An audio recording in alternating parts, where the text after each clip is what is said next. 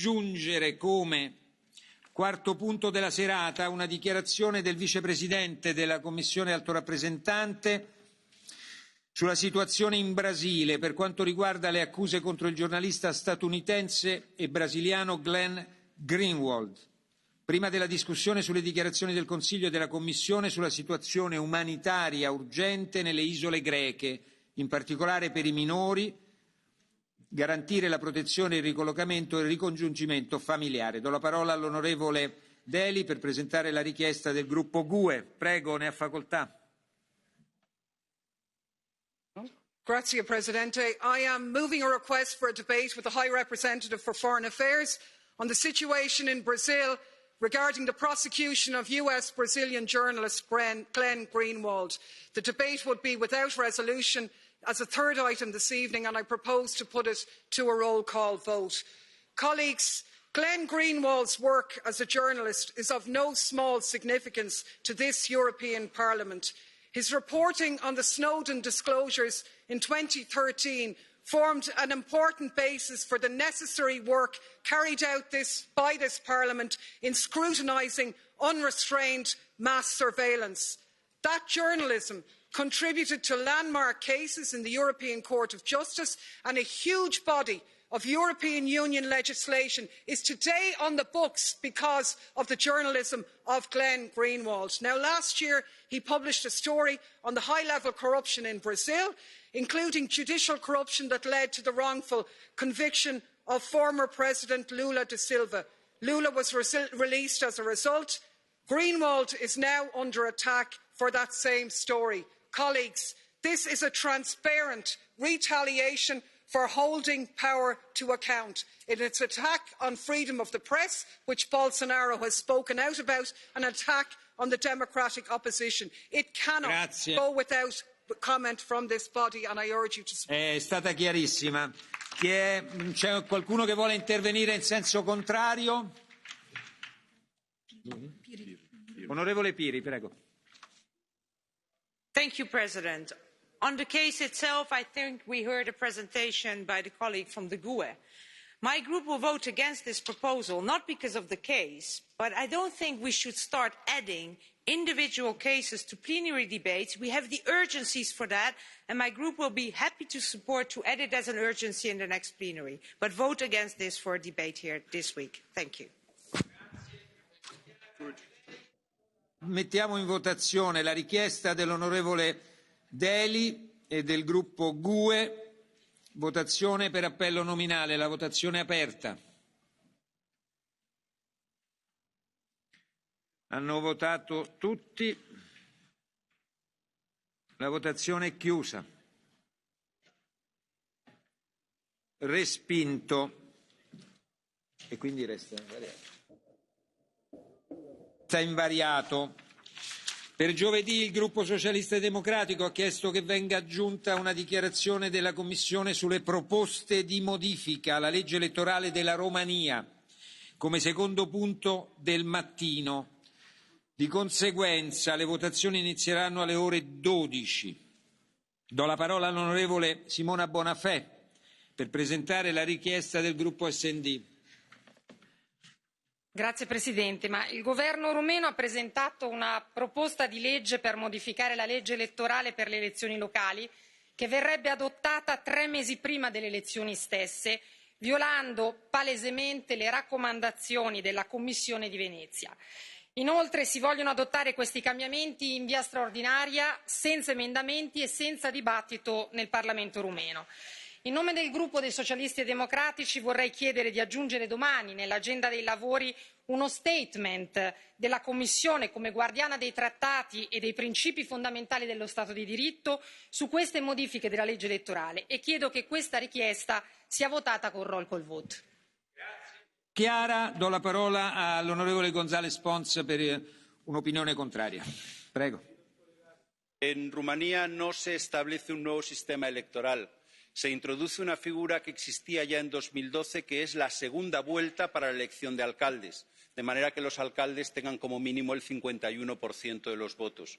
Eso sucede en la mayoría de nuestros países y en aquellos países en los que no sucede, como el mío, Estamos deseando que llegue a suceder algún día. ¿Qué tipo de mensaje estamos enviando si condenamos o censuramos a Rumanía por hacer lo que están haciendo la mayoría de los países de la Unione Europea? Este no es un Parlamento antirrumano. Grazie, molto chiaro, tutto chiarissimo. Mettiamo in votazione per appello nominale la richiesta dell'onorevole Bonafè a nome del gruppo SD. La votazione è aperta. No. Votazione aperta, la votazione è chiusa. Respinto. Quindi l'ordine del giorno rimane invariato. Sempre per giovedì il gruppo Verdi ha chiesto di aggiungere come secondo punto della mattina una dichiarazione della Commissione sulla risposta dell'Unione Europea alle devastazioni causate dalle inondazioni in Spagna. Onorevole Riba, vuole presentare lei la richiesta del gruppo Verdi? Prego. Gracias, presidente. La semana pasada, la tormenta Gloria tuvo efectos devastadores en el Estado español, donde perdieron la vida hasta 13 personas. Gloria ha tenido un impacto ecológico y agrícola sin precedentes y, evidentemente, es una clara consecuencia de los efectos del cambio climático. La costa ha sufrido especialmente las consecuencias. Un gran número de playas ha desaparecido. Las infraestructuras situadas junto al mar están muy dañadas. La tormenta ha causado daños especialmente en el delta del Ebro, una de las reservas naturales más valiosas del Mediterráneo, donde el agua del mar ha entrado hasta 3 kilómetros en la tierra, inundando miles de hectáreas de arrozales, playas y parajes naturales. Delante de estos hechos y de la necesidad de activar mecanismos europeos financieros de cofinanciación para paliar los efectos del temporal y proteger la costa, en el nombre del Grupo Verdes ALE proponemos un debate sin resolución para poderlo debatir delante de la Comisión sobre la respuesta de la Unión Europea. Gracias. Grazie. Qualche secondo per presentare la proposta. Cerchiamo di limitarci. Chi è contrario? Qualcuno vuole intervenire in senso contrario? No. Allora la richiesta dell'onorevole Riba per il gruppo Verdi è messa in votazione per alzata di mano. Chi è d'accordo?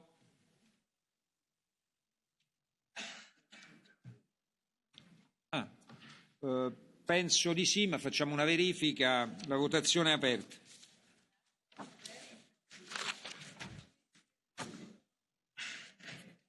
Votazione è chiusa. Bene, approvato, quindi è adottata una dichiarazione della Commissione sulla risposta UE alle devastazioni causate dalle inondazioni in Spagna come secondo punto della mattina di giovedì. L'ordine dei lavori è così fissato. L'ordine del giorno reca la raccomandazione dell'onorevole Verhofstadt. Conclusioni dell'accordo sul recesso del Regno Unito di Gran Bretagna e Irlanda del Nord dall'Unione Europea. Prego, onorevole.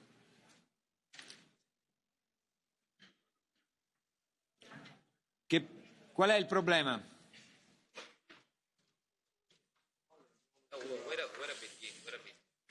Dica. Microphone. On behalf of the Greens, I wanted to make a point of order that regards the report on credentials. We have applied for amendments for this particular report in order to clarify the democratic situation here. The Parliament has not done his duty regarding the Junqueras rights, and it is not part of the report, and therefore we insist on our right to discuss this and to make it part of the report. This is our parliamentarian colleague, and the European Court of Justice has confirmed that, and we think that the honourable President did not follow his rights to consult the Parliament regarding this, so let's make this to a discussion in this House, because it is our duty to follow up on the colleague and the solidarity with our colleagues, regardless of his political agenda.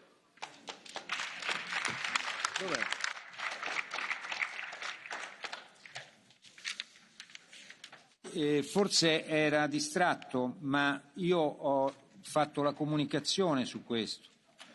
La relazione dell'onorevole Netzinga sulla verifica dei poteri è aggiunta direttamente alle votazioni.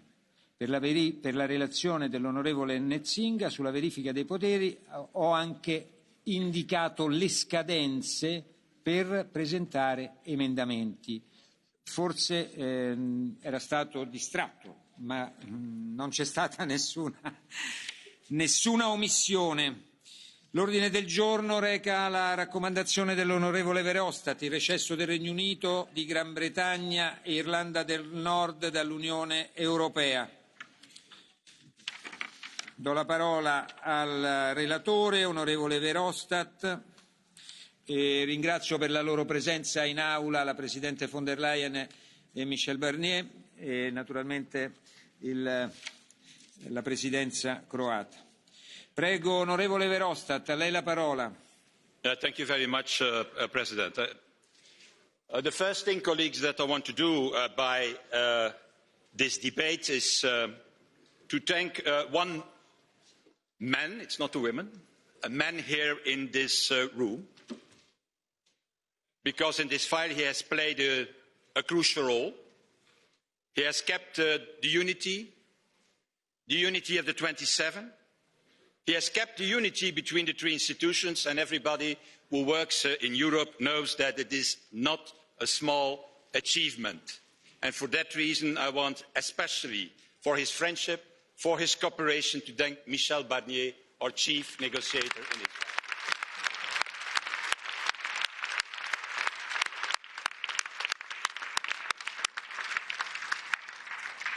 By the beginning of this debate, President, I want also to pay tribute to our British colleagues.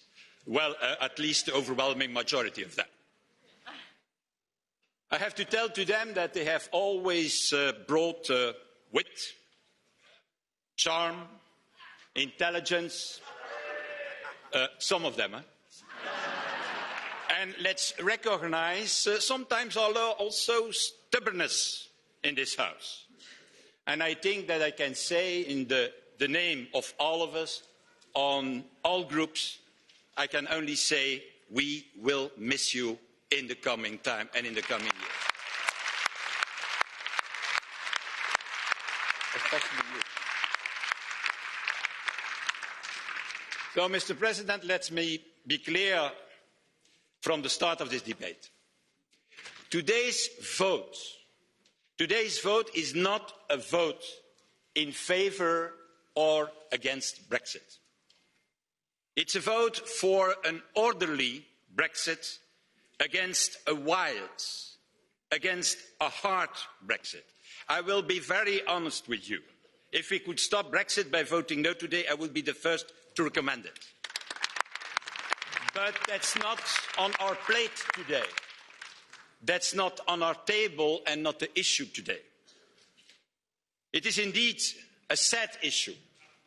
Sad to see a nation leaving, a great nation, that all of us have given so much.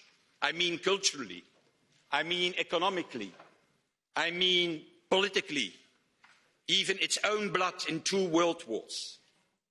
It's in fact sad to see a country leaving that twice liberated us, twice given its blood to liberate Europe. And I think, Mr. President, in this debate, we cannot escape a key question. How could this happen? How it is possible that more than 40 years after, I think, an enormous, overwhelming majority of nearly 70%, I think, voted to enter into the European family, how 40 years later they decided, based on their sovereign rights, to leave this European project. I have to tell you that since the outcome of the referendum, and that's now more than 3 years ago, I have heard many opinions about it. Everybody has an opinion about it. Some people are saying, well, look, they are simply afraid, the Brits, of losing their sovereignty. That's the issue. But colleagues, what does sovereignty in fact mean today in a world that is completely dominated by powerhouses like China, like India, like the US, in a world where we have to challenge transnational problems like climate change and the digital supremacy tomorrow of China, today of the US. Let me say it maybe a little more punchy. What is in fact threatening Britain's sovereignty most? The rules of our single market, or the fact that tomorrow there will be maybe planting Chinese 5G masts in the British Islands? And the cruel reality that we have to consider today in this debate is that European countries have lost their sovereignty already a long time ago, and that Europe is just the way to regain that sovereignty in the coming years and the coming decades. There have been other people who told me, and to Michel Barnier, look, you don't understand it. It's all about migration that Brexit happens. Migrants working in British hospitals, migrants working in British universities, migrants working on construction sites in London. While in fact, dear colleagues, these migrants are European citizens exactly like Britons and British citizens are, paying taxes to Britain and in fact contributing to the future of the British society. And then finally, there are other opinions, but I will be short today, for once. There are others who are saying and pointing the finger to us and saying, yeah, the reason of Brexit is simple. You didn't give enough to Mr. Cameron when he came to Brussels and when he requested new exceptions for Britain. Exceptions on free movement, exceptions on the question of the political union. Well, I have to tell you, Mr. President, and to the colleagues today as rapporteur, it's my personal opinion, that it's my firm conviction that the opposite is true. Brexit started not 3.5 years ago. Brexit started long ago. And I think personally that Brexit started exactly the day we started with giving exceptions, with opt-ins, with opt-outs, with rebates. And that's, in my opinion, the moment the union ceased to be in union. And it's also the moment, colleagues, that the discontent about Europe started. All these exceptions, all these vetoes make a union, in my opinion, not capable to act effectively, always acting too little too late.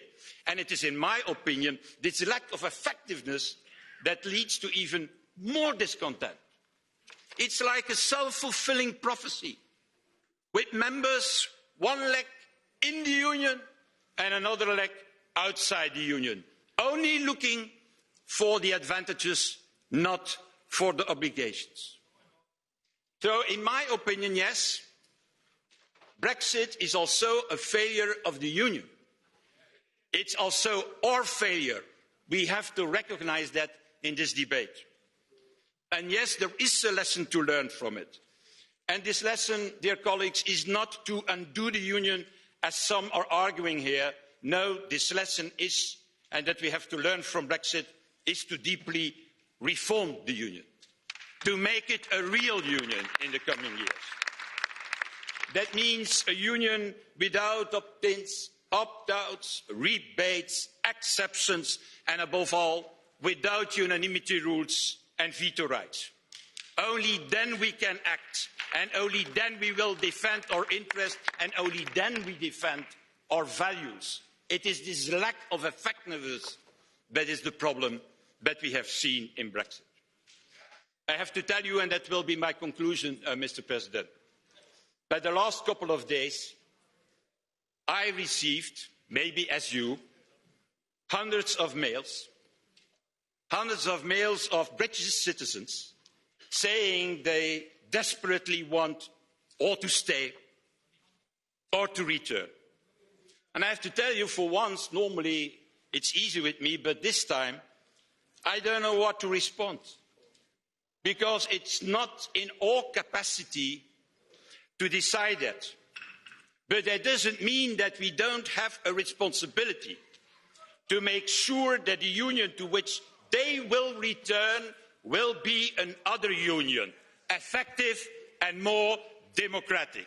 So, and that's my last sentence as rapporteur, Mr. President, thank you for the support. So this vote is not an adieu. This vote, Mr. President, is, in my opinion, only an au revoir. Thank you very much.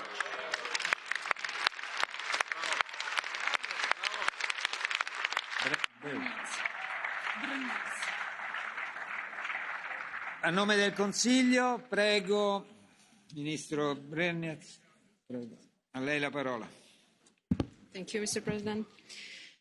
President, honourable members, when you next meet in this chamber after this weekend, this will be a different plenary. This will be a different union with one member less.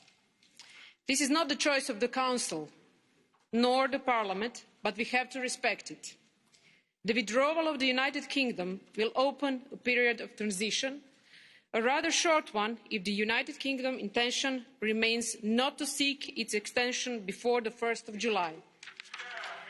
Our priority should therefore be to rapidly adopt a comprehensive negotiation mandate and start negotiations in order to build a new relationship with the United Kingdom that is as close as possible but balanced in terms of rights and obligations. The short duration of the transition period will unfortunately make it more difficult to achieve a widest-ranging outcome by the end of the year. We therefore have to remain prepared for all possible scenarios. It also seems that the current orientations of the United Kingdom government are adding to this complexity, be it as regards the end of free movement, the non-participation in the single market or the customs union, or the intention to diverge from a regulatory perspective. We have to invest all efforts to avoid the risk of a cliff edge and to ensure a meaningful outcome of the negotiation this autumn.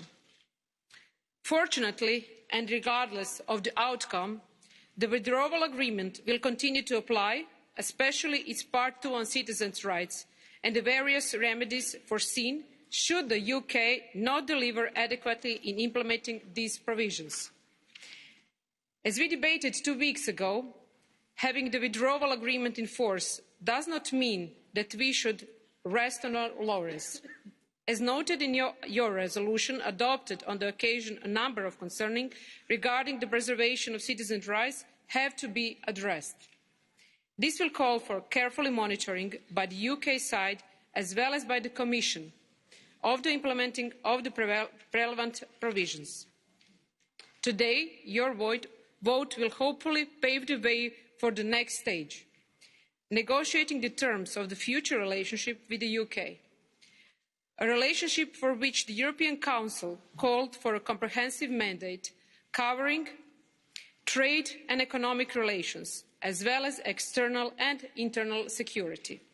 Likewise, this relationship should be underpinned by strong governance and robust level playing field provisions, given the close economic proximity of the United Kingdom.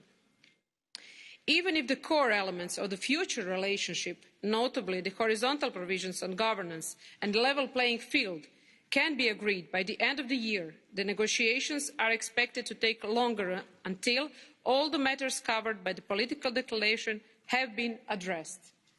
I therefore welcome the step taken by the Parliament to prepare itself within the adaptation of the Brexit steering group in a manner that will allow a closer follow-up of the negotiation process. Parliament's resolution, as well as its engagement, notably on citizens' rights, have proved extremely useful during the negotiation process. We count on this engagement to continue during the transition period and later on. And indeed, a large degree of convergence prevailed all along the Brexit process between the position of the Parliament as developed in your various resolutions and the priorities of the Council. Whatever happens, the good cooperation between all EU institutions must continue. The European Parliament will remain fully informed and involved in accordance with the EU treaties. I do hope that during the negotiations to come, our common efforts and commonality of purpose will provide the support required by our negotiator and help an outcome to the benefit of the Union and its citizens. President, honourable members, to conclude, as I said at the beginning of my intervention, this is a special moment. A number of your colleagues, members of this House, will be leaving. I know it is an emotional occasion for many of you, and I would like to associate myself by addressing my gratitude to the UK members of the European Parliament for their significant contribution to the work of your institution and of the European Union over the years, and wish them well for the future. Thank you for your attention. Grazie. Presidente von der Leyen, a lei la parola, a nome della Commissione. Thank you, Mr. President, honourable members. As President of the European Commission, first of all, I want to pay tribute to all those British people who contributed so much to almost half a century of British EU membership. And I think of all those who helped to build our institutions. People like Commissioner Arthur Cockfield, who was known as the father of our single market, or Roy Jenkins, President of the European Commission, who did so much to pave the way for our single currency. I think of these thousands of European civil servants of British nationality who devoted their lives and their careers to Europe and have done so much to build our union. They will always stay part of our family.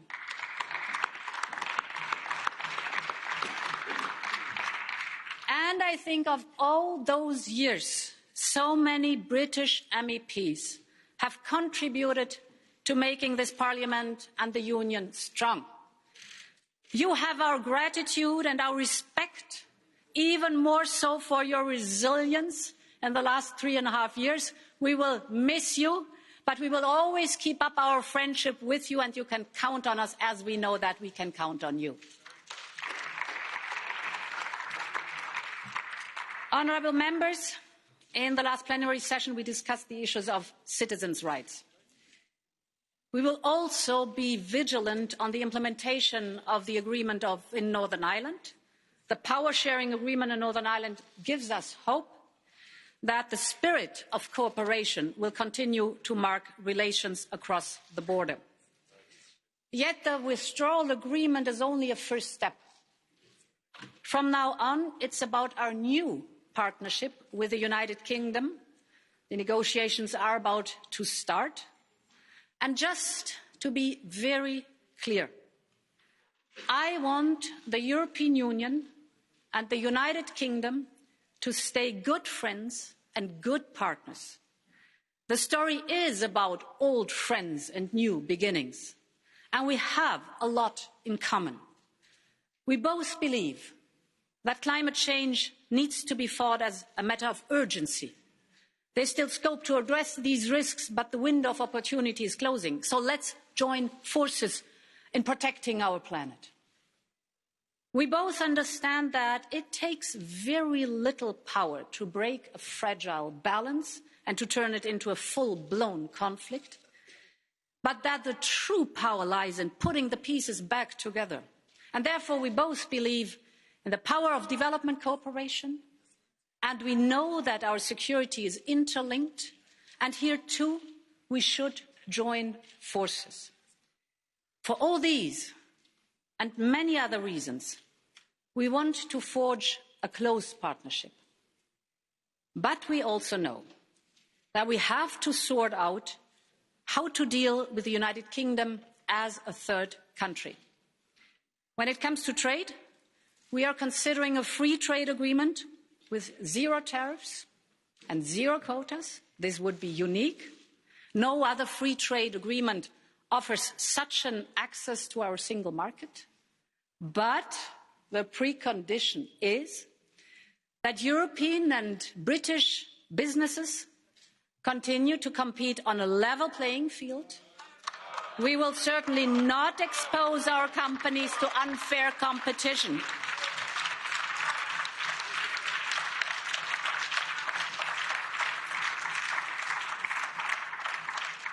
And it's very clear, the trade-off is simple. The more the United Kingdom does commit to uphold our standards for social protection and workers' rights, our guarantees for the environment and other standards and rules ensuring fair competition, the closer and better the access to the single market. And let me say that just days ago, some of the largest business associations in Britain, particularly in the car and aerospace industry, asked their government to retain EU standards and rules, and I think this is in our mutual interest.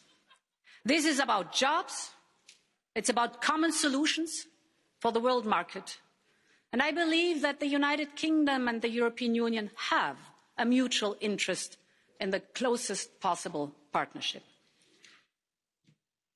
Honourable members, no new partnership will bring back the benefits of being part of the same union. But we have the duty to seek the best for the British and for the European people in a post-Brexit world. On our side, we'll seek the best for industries and farmers across our continent who ask for predictability. We will seek our best for young British and young European students who want to study and who want to live across the Channel. And we'll seek the best for all the researchers and scientists who want to explore the unknown and work for common solutions together in the European Union as well as in the United Kingdom. We will devote all our energy 24/7 to come to results. And to our British friends and many, perhaps not all, but many of our British MEPs here in the room, I want to use the words of the famous British poet George Eliot. She said, "Only in the agony of parting do we look into the depth of love. We will always love you and we will never be far. Long live Europe." Grazie Presidente, e adesso ascoltiamo i presidenti dei gruppi politici. Onorevole Weber, a lei la parola. Dear colleagues, everybody in this room who feels to be an European knows the story how to achieve this feeling, how to get this feeling. Which event, which book, which talk, which person gave us this idea of being an European. For me, it was a trip to Great Britain. I was in England as an 18-year-old boy with Interrail. I stood in a bar. I spoke with an old man, a Guinness in my hand. And we talked about history. We spoke about our fears toward the future, our values. And I understood we as Europeans have similar fears, hopes, face the same global challenges, and stand on the same ground, our European way of life. Great Britain is now leaving. This week is a sad time for the European Union. Great Britain did so much for prosperity, for peace and democracy in Europe. They will leave us. We cannot change it, but I have to be clear again, it is a huge mistake. I want to thank also, like my previous speakers, our British colleagues and all of the staff members who served in this European Parliament. On Friday, you will leave a unique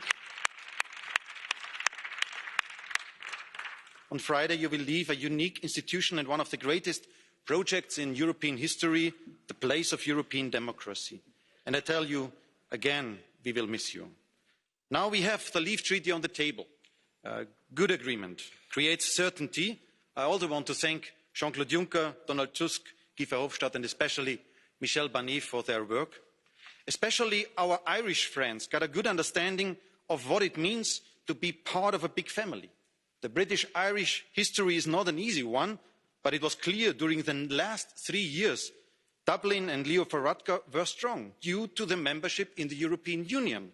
Togetherness makes you stronger. That is the lesson which learned our Irish friends in the last years. And we must keep now the unity. We will focus now on the partnership and friendship with the UK, but one thing is clear. The UK will be a third country, and that means the rules will change. I want to identify 2 main points on behalf of EPP. It was a decision of the UK to limit the transition period. We have always shown understanding and flexibility, but we will not allow the EU to put under pressure and reach a rushed final agreement. We are ready for intensive talks, but in the end, we want to have the best agreement, not the quickest one. And the second thing I want to remind us, once you're part of a union, you can enjoy the advantages. Once you're not part of a union, you're losing the advantages. That has nothing to do with punishment. That is simply the outcome of the decision of the British voters. And let me say it in other words, there will be no cherry picking, no European Singapore next to our markets. We only will grant them access to our market if they respect the European rules. And I also want to add, we defend not only the rules on market base, we tell, for example, Norway and Switzerland that they can only have access to the single market if they respect also the freedom of movement. That's the same for Great Britain. We do not allow trucks to cross our borders without control and people to be stopped. That is not the idea of our European Union. That is not the dream we are dreaming. And dear colleagues, a final word on what also Guy Verhofstadt underlined, about the lesson we have to learn out of the Brexit developments. To avoid another Brexit debate in one of our member states, we need the European Union that is ready to act. Results, outcomes, positive contributions to the daily life of our citizens is in the centre of our work. And that's why, again, to the colleagues who will leave us. In my group, it was Julie Girling, it was Richard Ashworth, Richard Corbett, other friends here in the plenary. I tell you, I hope our work in the next years will make Europe so strong, so attractive, that your children and grandchildren will want to be part of the European Union once again. I hope one day they will vote again for this unique institution and will send European members from Britain to the European Parliament. Thank you so much. We will work hard on this.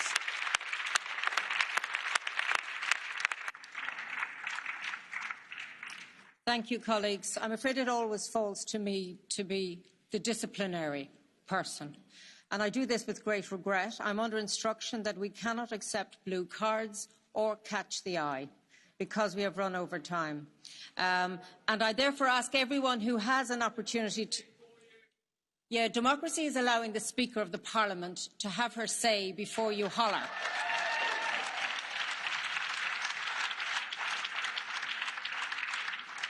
And I will remind you that this is a house of democracy. So let me continue and say that please, those who have the honour of speaking in this debate, could you watch the clock? When it goes red, please wind up your speech. I don't mean that to you, Madame.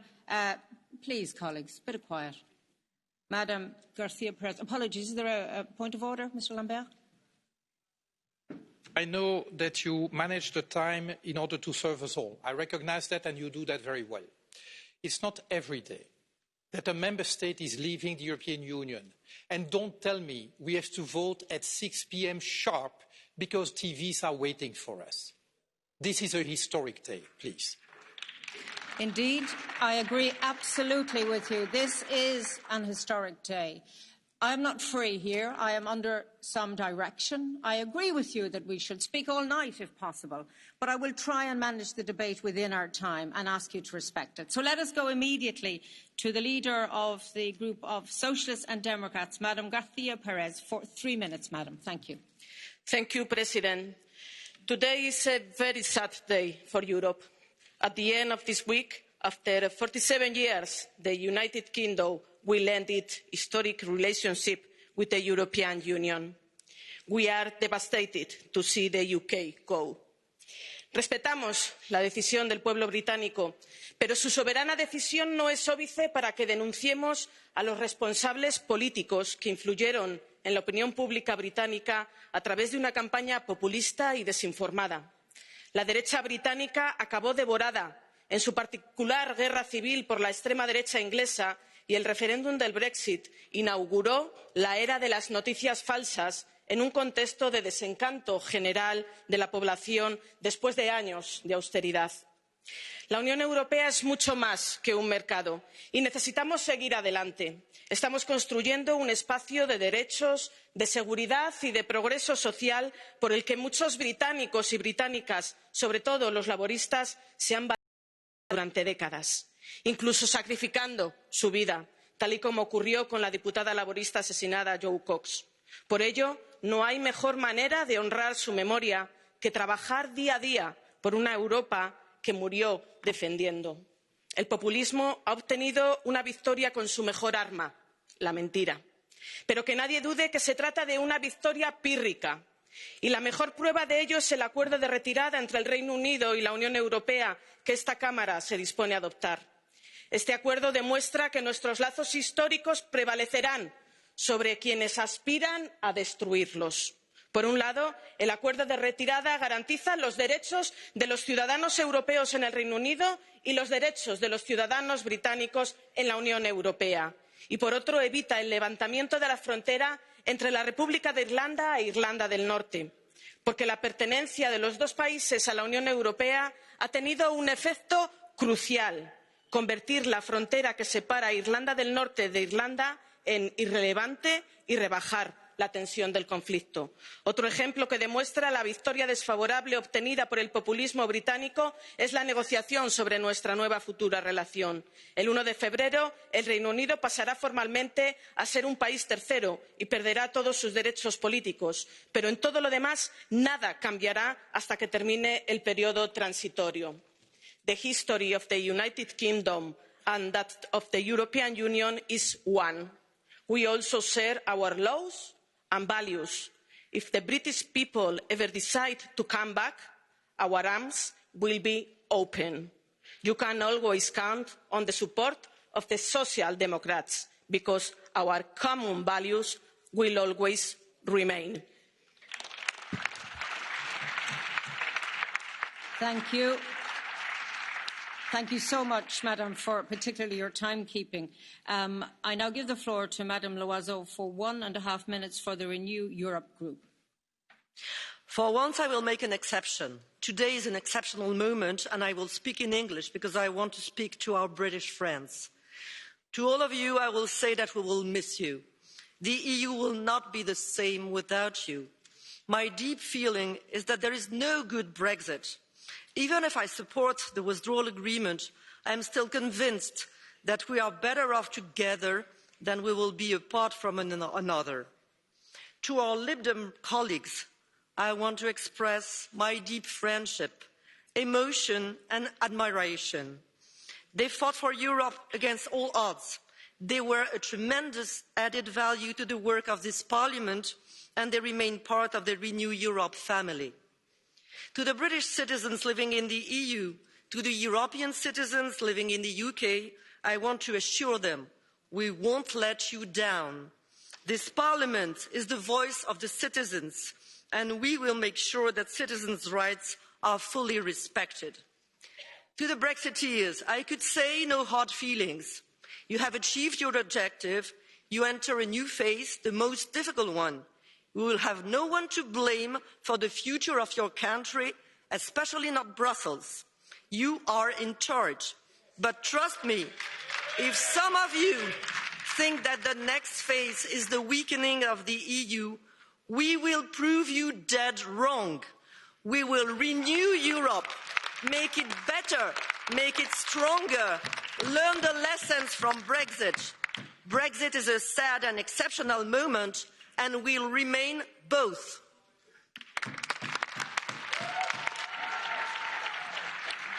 Thank you. Please, Monsieur Lambert for the Greens European Free Alliance Group. You have 2.5 minutes, sir. Thank you. Dear colleagues, for some, January 31st will be a happy day. For us Greens and European Free Alliance members, it will be a sad day. It's no secret that each and every one of us fought relentlessly to keep the United Kingdom as part of the European Union. Not because we think that whatever the European Union does is the right thing, but because we firmly believe that the only way for Europeans to regain sovereignty, that is the ability to shape our future, is by sharing it. And as Jean-Claude Juncker once said, well, there's two sorts of European states, the small ones and those who don't yet realize they are small. But more importantly, we see the European Union as an unprecedented, if fragile, attempt at building a transnational democracy. Such an experiment may come in handy at a time when not just Europe but the entire world is facing challenges beyond the might of any single nation.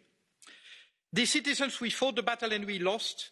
Last December's election provided a result, but not the one we wished. 2 days from now, Brexit will happen, and in order for it to be orderly, we will vote the withdrawal agreement.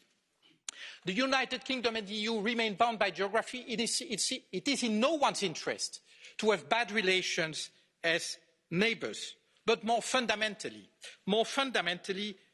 we European decision makers must realise that if an increasing number of our fellow citizens have turned their backs against the European projects, it's for a reason. It's because many believe that for too often, policies adopted at European level have served the interests of the few rather than of the many. And we need to fix this. We need to fix this if we want really to avoid the repetition of the Brexit happening.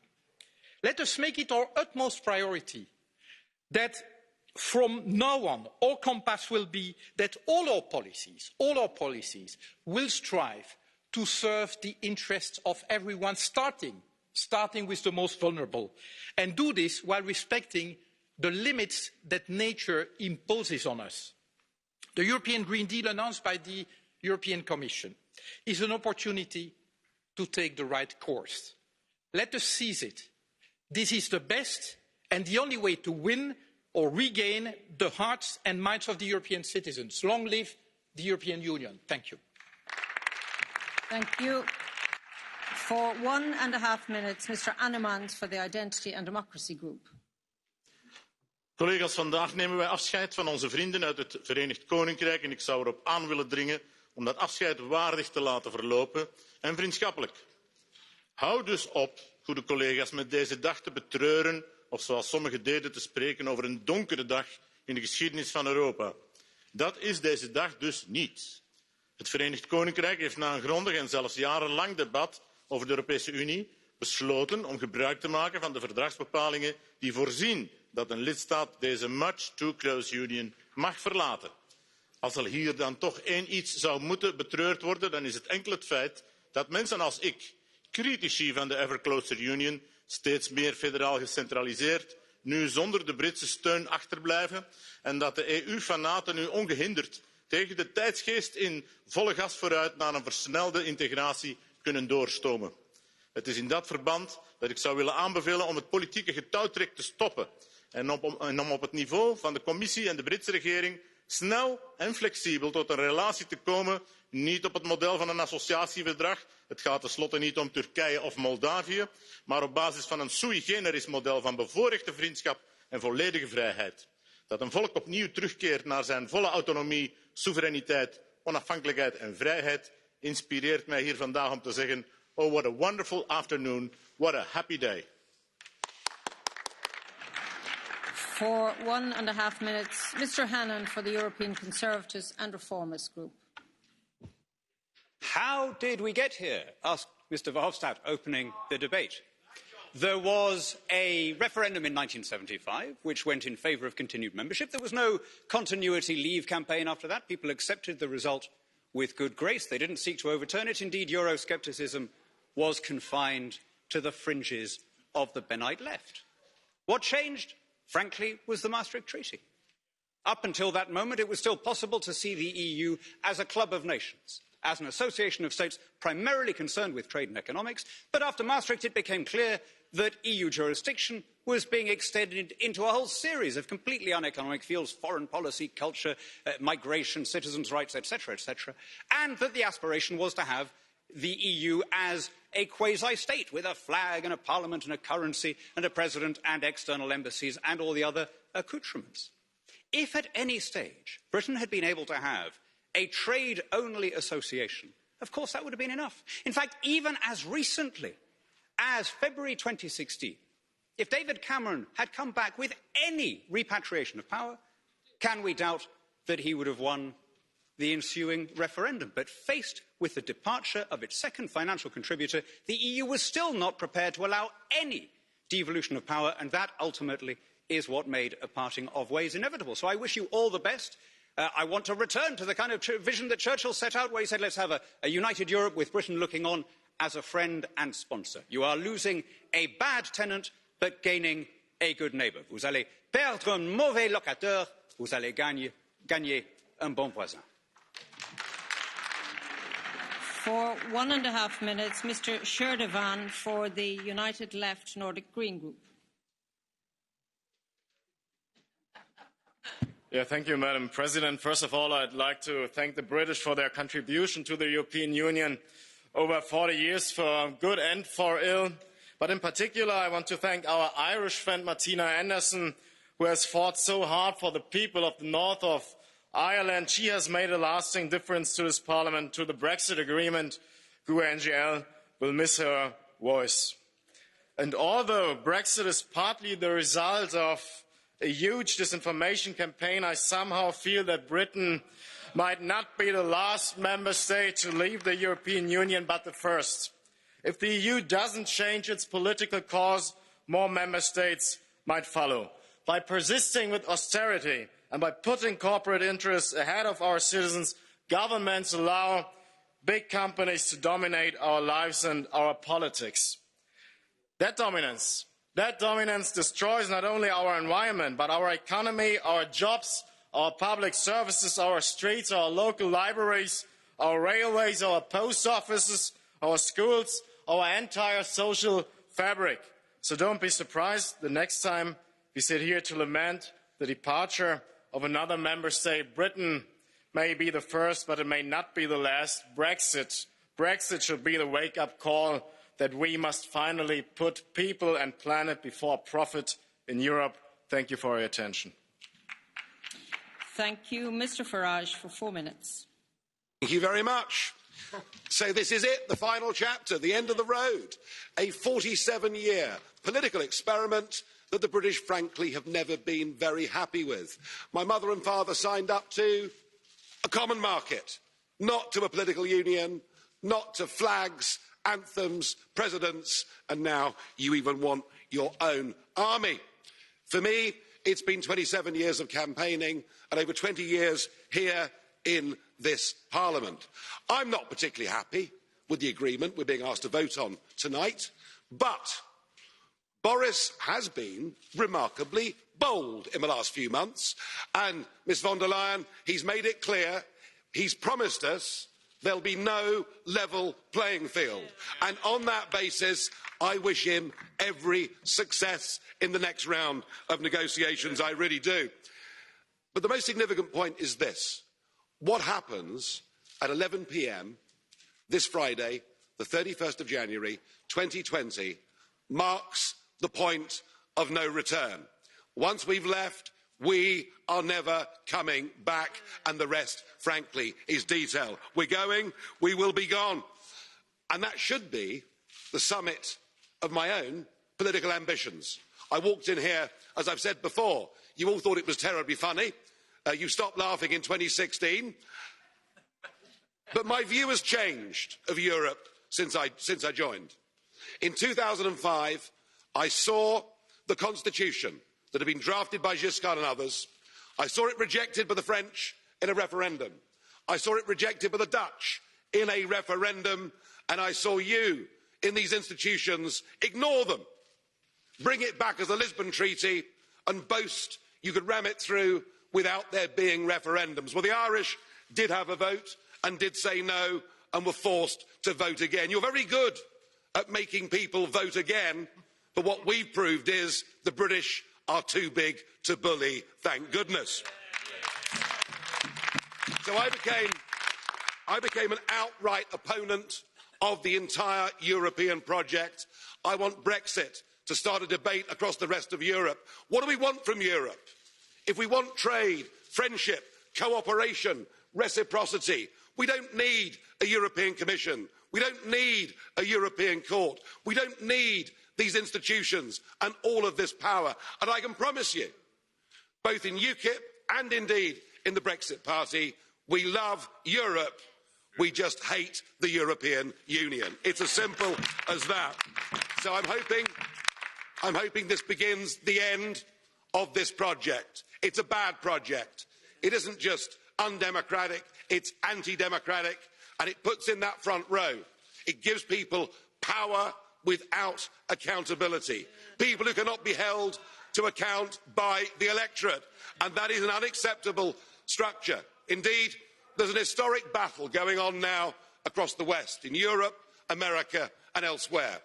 It is globalism against populism. And you may loathe populism, but I tell you a funny thing, it's becoming very popular. And it has great benefits. No more financial contributions, no more European Court of Justice, no more common fisheries policy, no more being talked down to, no more being bullied, no more Guy Verhofstadt. I mean, what's not to like? I know you're going to miss us. I know you want to ban our national flags, but we're going to wave you goodbye, and we'll look forward in the future to working with you as sovereign. If you disobey the rules, you get cut off. Could we please remove the flags? Mr Farage, could we remove the flags, please? That's it, it's all over.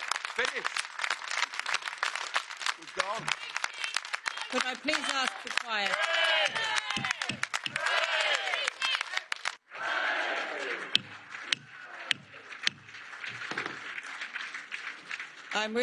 Please sit down, resume your seats, put your flags away, you're leaving, and take them with you if you are leaving now. And goodbye. Can I just say, if I may say, just in a slight reference, the word hate was used in the last contribution. And I really think, given what we listened to prior to this, that we should not hate anyone or any nation or any people.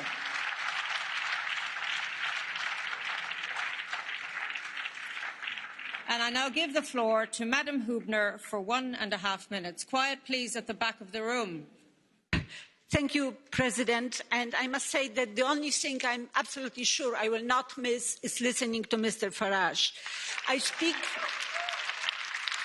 here as EPP representative in the Brexit steering group, but also as former chair of Constitutional Affairs Committee, who had, over those Brexit years, nearly 500 meetings with all those potentially affected by Brexit. From the very beginning of the negotiations, the EU side has aimed at an orderly withdrawal based on an agreement. This is the only thing we could do to give legal certainty to the process, and we have achieved this goal. I hope most of us will endorse the consent to the Council decision on conclusion of this agreement to avoid hard Brexit. From the very beginning of this process, we have been also clear that UK withdrawal is not a final destination. Now we should aim at a close, comprehensive agreement on the future relationship, preferably in the form of an association agreement, embracing both close economic partnership and security cooperation. We know that the UK political choice has been taking the control back. So yes, we are aware that if UK aims at divergence from European norms and standards, it can put at risk even a bare-bone FTA. That is why a well-tailored agreement on level playing field will be crucial, Mr. Farage. But there is ahead of us, as the European Parliament, also the task to have a watchful eye on the implementation and enforcement of the withdrawal agreement. Of particular importance for us will be the oversight of the implementation of citizens' rights and of the Irish Protocol. To conclude, let me call on the Commission to respect the commitment of its former President to involve the European Parliament in the work of the Joint Committee, and let me reach out to Robert Burns and say, for Auld Lang Syne. Thank you. Thank you. Could I please remind us of our speaking time limitations? For 2 minutes, Mr. Corbett. Against this withdrawal agreement because it's bad for Britain, it's bad for Europe, and we think it was wrong for Boris Johnson to proceed without putting it back to the British people to a confirmatory referendum.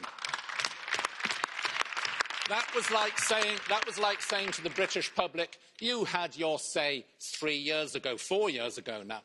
Now you have to shut up and accept whatever I come up with, no matter how bad it is, and no matter how different it is from what he promised.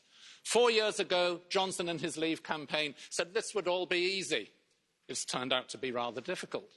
They said it would save lots of money that would all go to the NHS. It's turning out to cost a fortune. They said it would be good for Britain and the economy. The opposite is true. That's why the British public voted 53% in our elections for parties demanding another referendum. Brexit does not have the wholehearted consent of the British people. And that's for very good reasons. It bears no resemblance to what they were promised. Nor will his promise to get Brexit done on the 31st of January turn out to be anything like true. That's the beginning of the next phase, negotiations to settle issues which will prove very difficult. Britain has to make difficult choices. Will it want to stay close to the European Union, aligned with the rules, or distance itself? If it distances itself, it has huge economic costs. If it aligns itself, it has to follow the rules without having a say on them anymore. Neither is actually good for Britain. And that's why public opinion will continue to move against Brexit. That's why I predict that the catchphrase next year in our media and social media will be, Brexit isn't working. That's what people will say. And that's why that, and the fact that it is especially our young people who are strongly against Brexit, that this may indeed not be an adieu. It may just be an au revoir. Thank you. Thank you. Thank you. Just to say that I did ask colleagues to remove their flags from their desks. Our British colleagues have obliged. They've left the chamber with their flags. I would ask that other colleagues please do the same. I am bound to apply the rules that the President has set. With due respect, it is not an abuse of the... Could I just say, Mr. Animals, this is an emotional debate. I'm trying to keep the House in order and to say, please don't shout back. You don't have the microphone. And I'm not going to give points of order. I am going to say that that is the rule. I've done my best to try and apply it. I am not going to physically remove the flags myself, but I would ask you to respect the Speaker. I am doing my job on behalf of this House. So I now thank you for your support. I now give the floor to Madam Voden for 1 minute. Last July, when I came to this Parliament with 15 colleagues, we were full of optimism and hope. Today, our mood is very sombre. In a world that is ever more interconnected, with problems that don't respect national borders, Brexit is a backward step. Here we have seen democratically elected politicians work together with each other across party, across groups, across national divides. It is truly inspirational. Brexit is the result of an ideological divide in an old political party that should have split decades ago, but it won't because of a voting system that is not fit for purpose. And the only silver lining in this very dark cloud is that the division caused by Brexit could now be the catalyst for something even bigger. A wholesale reform of our democracy in the UK, which will mean that our country can never again be hijacked by a vanity project that has no basis in reality. We will hold our government to account every step of the way. They have promised us the earth. Let's see if they can deliver. We are still Europeans. For now, we say merci, au revoir. This is not goodbye.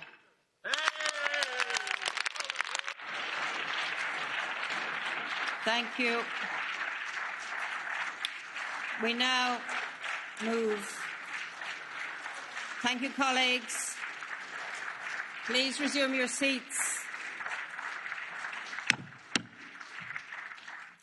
Our next speaker is Madam Evans for 1 minute. Thank you, President. Colleagues, I took my seat in this House representing Wales over 20 years ago. Wales has benefited hugely from EU membership. We also had a lot to contribute. Now, despite my best efforts, Welsh is still not a fully official language, but I will use it now in my final speech in this Parliament.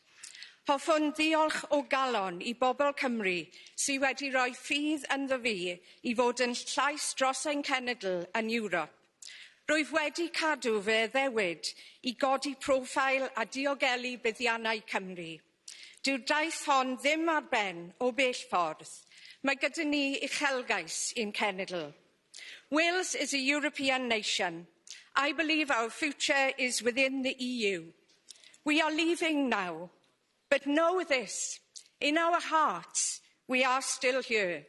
Rydyn ni yma o hyd, and we will be back. Diolch yn fawr. Thank you.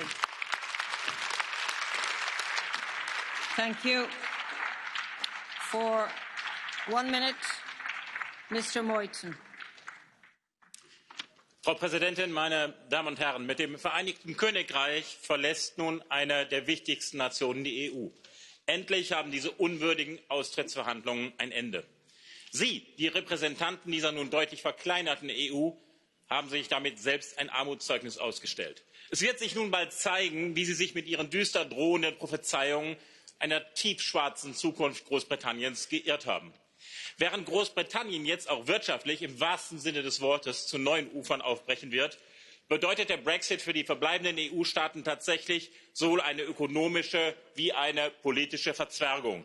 Die Briten haben sich demokratisch gegen den EU-Zentralismus entschieden. Verstehen Sie doch endlich, das ist ein Weckruf, eine Warnung an alle. Will diese EU eine Zukunft haben, muss sie sich dringend grundlegend reformieren. Hören Sie auf, die Freiheit der Bürger und der Souveränität der Nationen weiter mit Füßen zu treten. Schluss mit immer mehr Machtakkumulation hier in Brüssel. An unsere britischen Freunde gerichtet, we stay France and freedom. And from now on, you will have more freedom than we Remainers have. The Brexit will make Britain great again. Good luck, guys. For 1.5 minutes, Mr. Van Orden. Thank you very much, Madam President. And may I first of all say a big thank you to colleagues from other nations who've made such generous remarks this afternoon. But I have to say, you know, Britain always sat somewhat uneasily in the European Union. A common market is indeed what many thought they'd joined, rather than a project for political integration. The advance of the EU juggernaut through Monnet's small steps was sometimes hardly noticed, as national borders were eroded and more policy areas became EU competences, so British disenchantment intensified. Not surprisingly, as we hear the answer to every problem is more Europe, and we even hear this from colleagues from the left in the British political setup. Friday will mark the beginning of a new relationship between Britain and the European Union. The negotiation this year of a free trade agreement and other arrangements should be seen as an opportunity, not a confrontation. It's in the interests of both the EU and the UK for a good agreement, negotiated with goodwill and flexibility, based on precedent, to be concluded in friendship and before the end of the year. Britain will still be a European power, the leading European power in NATO, committed to the security of the democracies of the European continent, sharing many of the standpoints and aspirations of the nations of Europe, an independent, sovereign country with friendly relations with the EU. That's our aim. Madam President, may I just say on a personal note, I spent 30 years as a British Army officer and now 20 years representing Britain in this European Parliament. I've enjoyed my work, and I want to say a big thank you to all colleagues here and to the officials and personal staff that I've worked with over the years. Thank you and farewell. Thank you. Madam Anderson, for 2 minutes. On Friday at 11 p.m, this Irish MEP will be kicked out of this Parliament against the democratic wishes of the people of Ireland who voted to remain and who want to stay in the EU. After 47 years of membership and after 50 years of fighting against gerrymandering in places like Derry, the British government is once again kicking our voting rights away, taking them away from us, and once again changing the constitutional position of the people of Ireland without our consent. Today, I am voting in favour of this Irish protocol because Sinn Féin will not consent to the hardening of the British border partition in Ireland. We will not consent to custom posts. We will not consent to barbed wire. There is no doubt that the Irish protocol in the withdrawal agreement is an ugly compromise, but it's better than a crash-out Brexit. However, partition and Brexit are ugly impositions that have burdened Ireland for years. Because of partition, Brexit is stripping away our democratic and social rights. But because of Brexit, a dynamic conversation about Irish unity has been invigorated. The EU Council made its contribution to Irish unity when, on the 29th of April 2017, 27 member states agreed that if Ireland is reunified, the whole of Ireland is in the EU. The partition of Ireland is not only a problem for us in Ireland. The 300-mile border with 320 border crossings is now your problem too. When Britain gets its empire back, showing it cares nothing about your level playing field, and when shady, low-standard products with minimum protection make their way into your market, you will not be long in joining the sensible people in supporting Irish unity. There is no doubt that a day will come when Irish MEPs from the north will be back in the European Parliament. Mark my words, Chucky and La Shin. I'm really sorry, but you've overrun significantly. We move now to our next speaker for 1 minute, Mr. Kola Kušić. Poštovana predsjednice, poštovani kolege. Europska unija je prvenstveno zajednica građana Europske unije. Većina država je ušla u Europsku uniju putem direktnog odlučivanja na referendumima. Građani su se direktno izjašnjavali da žele biti članovi Europske unije. Odgovarali su na vrlo jednostavno pitanje, da ili ne. Sada su građani Ujedinjenog Kraljevstva ponovno odgovorili na vrlo jednostavno pitanje, da ili ne. Kako građani odlučuju? Prvenstveno žele da bi bili članovi neke zajednice, da imaju više koristi nego štete. Žele da imaju jednakost i poštovanje. Žele da imaju ekonomsku korist. Ukoliko građani određenih država vide da drugi građani drugih država imaju veću ekonomsku korist, doći će do ponovnog udaljenja iz Europske unije. I mislim da ovo nije posljednje. Hvala. Mr. González Pons for 1 minute. British colleagues, we have had disagreements, but you have been loyal in the debates. Europe is today a better place because of you. We will never forget that your parents fought on oceans and seas, on the beach and landing grounds, in the fields, in the streets, in the hills, that they did never surrender. Our freedom lies in their generosity. Our peace lies in their sacrifice. We are blood brothers and sisters, a community of hope. We shall never forget it. You should never forget it. So, in this crucial moment of history, let me tell you that it's been the greatest honour to share the last 46 years with you, and that the day will come that we will be reunited again. I don't know when, I don't know how, but as we learned from your parents, surrender is never an option. Dear colleagues, God bless United Kingdom. God bless all of us. Thank you. 2 minutes, Mr. Silva Pereira, please. Sadly, we will have to vote today on the agreement on the withdrawal of the United Kingdom from the European Union. And we will do it for one reason and one reason only. This agreement is needed for damage control. Brexit, even many of those who voted to leave know it by now, will always be damaging. Damaging for the European Union, even more damaging for the UK, and most of all damaging for our capacity to tackle together the common challenges we face. But if Brexit is to happen, it is better to have it in an orderly way, providing for a transition period, avoiding by now a catastrophic no-deal scenario, safeguarding citizens' rights, and ensuring an open border between Ireland and Northern Ireland. But we are not here today only to vote on an agreement. We are here to write history. Unfortunately, the page that is going to be written today is regrettable. I wish to thank our British colleagues with great emotion for their valuable contribution to the European project.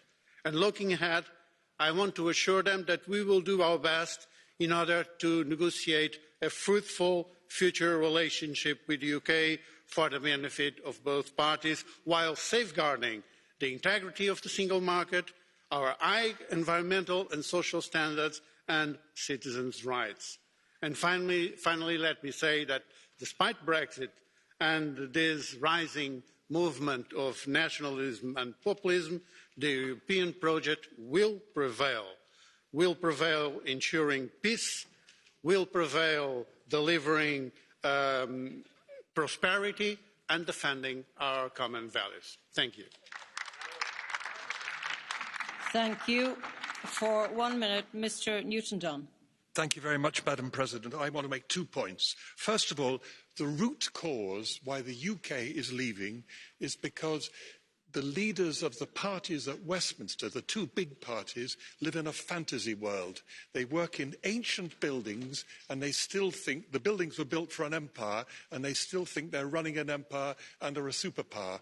Consequently, they have never told the British people the reality that we are a European country and not a superpower. And even our children in the schools are not taught in the curriculum about Europe. So there has been an abject failure by Westminster. Now, sadly, in this debate, Farage, who's gone, and Hannan, who I think is still in there, told a complete untruth. This project was never about free trade. It was always about more than free trade, an ever closer union. And even Mrs. Thatcher in the referendum campaign in 1975 said this is about more than just free trade. So when they talk about free trade only, it's been misleading the British people all the way along, and that's a disgrace. Last thing I want to say is I've been privileged enough to have been elected here for the first time in 1979, a very long time ago, and I still want to see next, it isn't finished, I want to see the construction of a European FBI to fight cross-border crime, because our police forces, we have 500 in Europe, none of them can cross borders and pursue the criminals. So colleagues, keep building, keep going on. As Liliana Segre said to us, one Thank you, sir. Another. I would just remind ourselves again about time. So please stick to your time. For our next speaker, for 1 minute, Mr. Rinaldi. I beg your pardon. I'm obviously jumping the gun, watching time was finishing. Madame Delbos Corfield, for 1 minute, you have the floor. Apologies. It is important to remember that the majority of women and young people of UK voted to stay in the European Union. 75% of the 18-24 years old voted to keep the United Kingdom in the European Union. More specifically, 80% of women between the age of 18 and 24 were against Brexit. And there is a reason to that. European Union protects women's rights to a great extent. Will UK out of Europe give the same guarantees? The Scots, the Northern Irish, the Welsh by their citizens' votes and also these last 2 years by the national parliaments have continued to express their attachment to the European Union. They now find themselves on the sidelines. The choices of these regional populations are not heard, and this is one of the major problems of Brexit. But there is another concern, a very strong one. Great Britain today is a country with a very deregulated economy and a very unequal society. European directives on workers' rights were the last bulwark for the most vulnerable part, women, minorities and young people. We Greens, regionalists and pirates will pay close attention to the situation of citizens' rights in the aftermath. We are committed to protecting the rights of all Europeans living in Britain and British people living in the rest of Europe. Thank you. And now for 1 minute, Mr. Rinaldi. Grazie, signori colleghi. Oggi siamo chiamati a votare non per l'uscita del Regno Unito dall'Europa, ma dall'Unione Europea. E per quel che mi riguarda, il Regno Unito fa parte dell'Europa dalla notte dei tempi e ci rimarrà finché la Terra girerà intorno al Sole. Il problema è che hanno esercitato un sacrosanto diritto, perché la più grande conquista del genere umano è aver attribuito la sovranità al popolo e il popolo del Regno Unito lo ha perfettamente incarnato questo principio. Piuttosto credo che la storia sarà estremamente severa nei confronti di Barnier, che è stato il peggiore dei negoziatori possibili. Nel 2016 disse: sarei riuscito nel mio compito se alla fine l'accordo fosse così duro con gli inglesi che preferiranno rimanere nella Unione Europea. Spero che un giorno si vergogni e chieda scusa per queste affermazioni. God save the Queen. Grazie. For 1 minute, Mr. Bourgeois. Dank u, voorzitter. Mijn gevoelens vandaag zijn gevoelens van tevredenheid dat wij een ordelijke brexit hebben, met dank aan Michel Barnier. 2, droefheid, omdat onze Britse partners, onze Britse geallieerden, onze Britse vrienden ons verlaten. Ten derde, respect voor de beslissing van het Britse volk. Maar wie brexit zegt nadenken over de toekomst van de Europese Unie. In de eerste plaats een goed, diepgaand partnerschap met onze Britse vrienden. En we hebben maar 8 maanden de tijd in de feiten. En we moeten een andere beweging doen dan bij vorige onderhandelingen. Toen ging het over meer liberalisering. Nu moeten wij een vrije markt behouden. Moeten we zien dat we zoveel mogelijk interne markt, vrijhandel behouden. 2, denken over de toekomst van de Europese Unie. En daar wil ik veel over zeggen. Maar 1 zaak, na de brexit, meer dan ooit, moet de Europese Unie een geopolitieke rol op zich nemen. Mr. Carthy for 1 minute. Last on this Friday, part of our country will be taken out of the European Union against the wishes of the vast majority of people who live there. I'm proud of Sinn Féin's record in this Parliament and elsewhere in working to ensure that the repercussions of Brexit for the north of Ireland, for the border regions and for our entire island have been minimised in this withdrawal agreement. But the fact remains that from this weekend, one part of Ireland will be in the EU while the other part will operate outside, and the complications that come with that are yet to be told. The future trading relationship between Britain and the EU could yet create unprecedented difficulties for the Irish economy and vulnerable sectors, particularly agriculture. So much work remains to be done, and Sinn Féin will be a leading voice in protecting Ireland's interests in the trade negotiations, in calling for mitigation measures from any economic Brexit fallout, and for presenting the case for Irish unity as a crucial mechanism to withstand the worst excesses of British Tory policies, which once again have no mandate in any part of Ireland. Thank you. Mr. Kelly, 1 minute. When somebody leaves after 50 years, it's bound to be emotional and sad. I think that's the way many of us feel here today. And I can understand, like Ivar Hofstadt, that so many British citizens would ask me to vote against the withdrawal agreement. My heart says yes, but my head says no, because we have to respect the decision of the British people and leave them leave with good grace and pay tribute to them, their prime ministers, their ambassadors, and above all their MEPs, who played a mammoth role in building up the European Union, and especially for their friendship and support to us Irish MEPs and Ireland generally. They will continue to be our close allies for many years to come. But I am conscious that the young people of the United Kingdom did not want to leave, and for that reason, when their day comes, it is very likely they will decide to come back into the European Union. So instead of saying slán or goodbye, I say a bientôt, like fáilte roimh arash. Gurmagad Sean Anish for 1 minute, Mr. Ruiz de Veza. Thank you very much, Madam President. It has been said, a very sad day for the pro-Europeans, most of the members of this House. We will be voting in favour of this agreement because there is no choice in order to avoid the worst, which is a no-deal Brexit. But I think it is important also to reply to some of the things that have been said by Mr. Hannan and Mr. Farage and Mr. Van Orden. They said, it's the fault of the Maastricht Treaty. This was never to be a political union. And I ask you, never you read the Schuman Declaration of 1950, when it said that the coal and steel community was the first step for a European federation? Why is it that Clement Attlee and Anthony Eden didn't want to sign up to the coal and steel community or to the common market? It was because of the pooling of sovereignty. So you decided to leave, but don't give the wrong answers to the matter at hand. Good luck and see you soon. Thank you. For 1 minute, Ms. Long.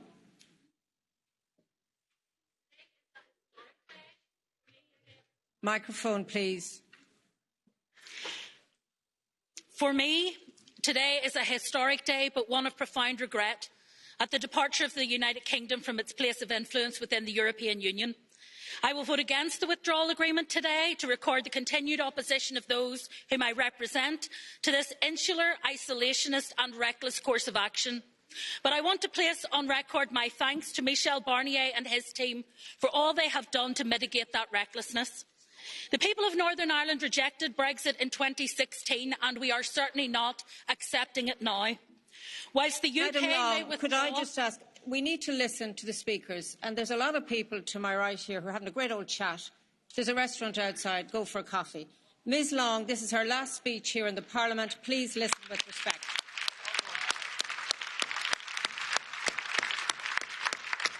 Thank you.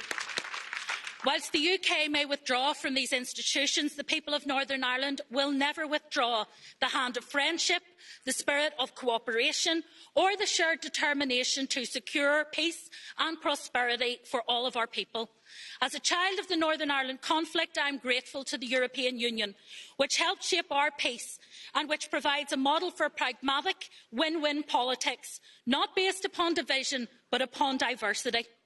The decisions you make in this place will continue to shape the lives of the people I represent, and I look forward to forging new ways of ensuring that those close and enduring partnerships built between Northern Ireland and this place flourish. Finally, whilst we will no longer be colleagues in these institutions, I remain your steadfast colleague outside of them, as together we continue to champion the values of cooperation, interdependence and mutual respect which the European Union represents, until one day we rejoin you here. Au revoir, auf Wiedersehen, slán go fóill, goodbye for now.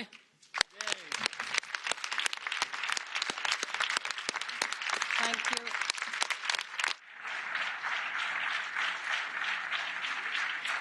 Thank you, colleagues.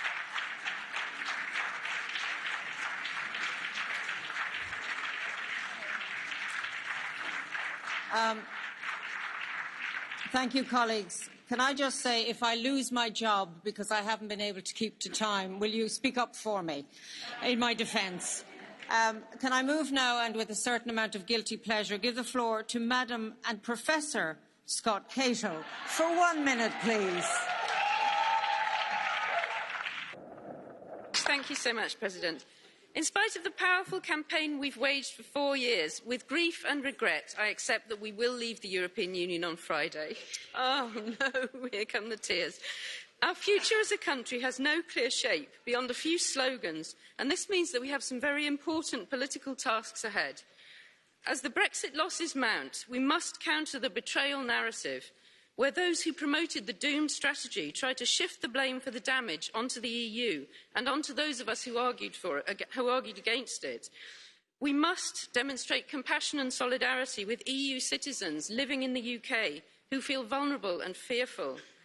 And we must revitalise the friendship groups and twinning associations that thrived in the decades before we joined the EU. Now is not the time to campaign to rejoin, but we must keep the dream alive, especially for young people who are overwhelmingly pro-European. I hold in my heart the knowledge that one day I will be back in this chamber celebrating our return to the heart of Europe. Thank you.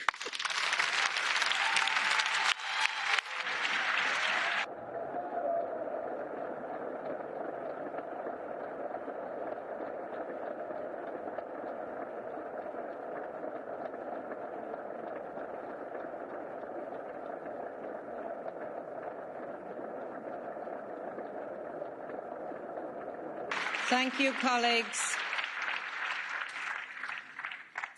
Thank you, colleagues. Just a little bit of quiet, please. Mr. Madison, you have 1 minute. Thank you. Thank you very much, Madam Chairman. What a show tonight, again, for the last time, finally. First of all, I will not cry. I will congratulate for the British guys. The one thing what I would like to mention is that last week the IMF was prognosing that the UK's economy will grow next 2 years after Brexit faster than the Eurozone's economy. So it means that all those Remainers were lying before the Brexit elections what we had. They were lying that the UK will have a crash in the economy. So they were lying. And the second thing, if they are growing faster than the EU is doing, it means that the EU is doing something very wrong. If we are so successful, why we are so slow and that they are so fast? And for the final statement, I really wish great party celebrations for the Friday night. We will celebrate with you. Have a nice drinks. Madam McIntyre, for 1 minute, please. I want to really thank friends and colleagues from across all the political groups for great cooperation over many years. We've certainly not always agreed, but we have all worked for what we believe is in the best interests of the people we represent. My overwhelming feeling is of a job well done, though not always understood back home. I am proud of all that my colleagues have achieved in here over many years, and I want to pay tribute to the British Conservative MEPs who have gone before and contributed enormously to this Parliament and the legacy we leave behind. I want to thank previous speakers for their very generous remarks towards the UK. It is important that we leave on good terms, with a climate of friendly cooperation for productive talks on a trade deal ahead. I'm not saying it will be easy, but I do think that it's in the best interests of all of us. And finally, I speak as a very proud daughter of a Scottish soldier who landed on D-Day in the beaches of Normandy. We are all Europeans. We are certainly leaving the European institutions, but we are not leaving Europe. Thank you. Mr. McAllister, for 1 minute, please. Madam President, thank you. For me, Brexit is and will remain a historic mistake. However, this withdrawal agreement provides now for an orderly exit of the UK from our EU by addressing all issues that have been of key importance for us in the European Parliament from the onset of the negotiations. We must now focus on our common future relations. I believe the EU should enter these negotiations from a position of certainty, goodwill, respect and mutual interest. At the same time, we need to acknowledge that our partnership will remain close, but will no longer be the same. We need to negotiate a truly ambitious and comprehensive new partnership with the UK.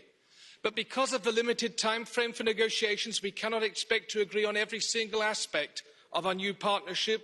We will have to prioritise, as Commission President Ursula von der Leyen has pointed out. I would like to thank all members of the Brexit Steering Group for the very good work they have done, and I hope to continue their good work in the UK Coordination Group, which I'm honoured to chair. More than 100 meetings of the Brexit Steering Group is an impressive track record. Let me thank our colleagues, the staff, and especially Mr. Guy Verhofstadt for his excellent work. Thank you. Thank you. Madam Barley, for 1 minute. Thank you very much. On this Holocaust Remembrance Day, I would like to quote a great European, former German Chancellor Helmut Schmidt, who said, "Rather debate 100 hours in vain than shoot for 1 minute." And why do I say that here and now? Because, yes, the European Union is complicated, slow, sometimes intransparent, but it's the closest we come to what Schmidt meant. For me, the European Union is not only about trade and about finances. It's about values and it's about peace. My father is English. He was born in 1935, not far from a Royal Air Force base, and he loved, as a kid, to see the bombers raise into the sky. And my mother is German. She was born in 1940, and she fled through the city of Dresden the day after it was bombed. So the image that the bombers my father cherished almost killed my mother is something that brought me into politics in the first place. And it will always be this image that keeps me going and that will keep me being a bridge between these two countries, a bridge over troubled water at the moment, as Edgar Funkel would say. It's so sad to see you leaving, but you still have friends in this house. Thank you. We move to Madam Porritt for 1 minute. Colleagues, I will today vote against this deal. I do so on behalf of the millions of British people who voted to remain, including my constituents in London. Brexit is a regressive, reckless, right-wing project. The only people celebrating it outside the UK are those who wish to weaken us all. This decision is harmful for young people, our fellow Europeans living in the UK, and the most vulnerable. Over the last 2 days, we have welcomed young Brits to this Parliament. They don't want Brexit. They value common endeavours over isolationism. Brexit is now inevitable, but I don't believe it will be permanent. Young Brits will one day lead the campaign for us to rejoin as committed members invested in our shared European future. A bientôt, cher ami. Thank you. Thank you, colleagues. I now give the floor for 1 minute to Madam MacLeod. Thank you, Madam President. And as a Scottish MEP, I will be voting against the withdrawal agreement, as the majority of my country has mandated me to do. The people of Scotland have consistently voted against Brexit. Scotland's Parliament has refused to give its consent to this Brexit deal. And the tragedy for Scotland is that on Friday, Scotland will be dragged out of the EU against the democratic wishes of our people. Scotland is a European nation, and I look forward to an independent Scotland rejoining the EU, and we will soon, playing a positive role and promoting Europe's values, international solidarity and cooperation as an equal partner. Now, I'm proud to have been a member of this Parliament of Europe's citizens, and I give you my word that Scotland's government will continue to protect the interests of all EU citizens who have chosen to make Scotland their home and have contributed to our society in so many important ways. And when the moment comes for Scotland to rejoin the EU, I hope this Parliament will welcome us in that same spirit of European solidarity. And in the meantime, I hope very much that you will leave a light on for Scotland. Thank you. Madam Huhtasaari for 1 minute. Dear President, it's a final countdown. Next Friday will be a glorious day for United Kingdom. Brexit is the victory of the common British people against multinational corporations, special interests and other elites. The 2020s is the decade when the national state makes the ultimate comeback in Europe. The supranational, uncountable bureaucracy will be rolled back in favour of real democracy at national level. Britain will triumph outside of the EU. The island nation began a shining movement that cannot be stopped. Farewell to the Brexit Party. I love you guys. For 1 minute, Madam Mubarak. Madam President, respected colleagues, Friday will see the UK leave the EU. Sorry, Madam, just a little bit of quiet in the chamber on all sides, please, because it is filling up now. So just listen to the speakers. Madam, you have the floor. Thank you. Thank you. Friday will see the UK leave the EU. The result of the democratic referendum of 2016 will be honoured. That is as it should be. But I also know that it is the end of an era for myself, for my UK colleagues and for my country. Even those supportive of Brexit know that much has been accomplished through our membership of the EU. And as we look forward to the new opportunities of the future, we should at the same time always remember the achievements of the past. As I said recently in my last International Trade Committee meeting, we require much goodwill and good faith in our negotiations for a future trading relationship aiming for a successful outcome which will benefit both the UK and the EU. And I have every confidence that good faith exists and that a successful outcome will indeed be achieved. My own view is that this is not the end of the UK's relationship with Europe, but rather the start of a new and enhanced one. The bonds of friendship that bind our countries, all 28 of them, will endure and I hope deepen still further as we work together in future productive partnerships. Thank you. For 1 minute, Madam De Lange. How did we get here? Daniel Hannan asked at the beginning of this debate. And I'm afraid, dear colleagues, that he didn't give you a full answer. So let me try.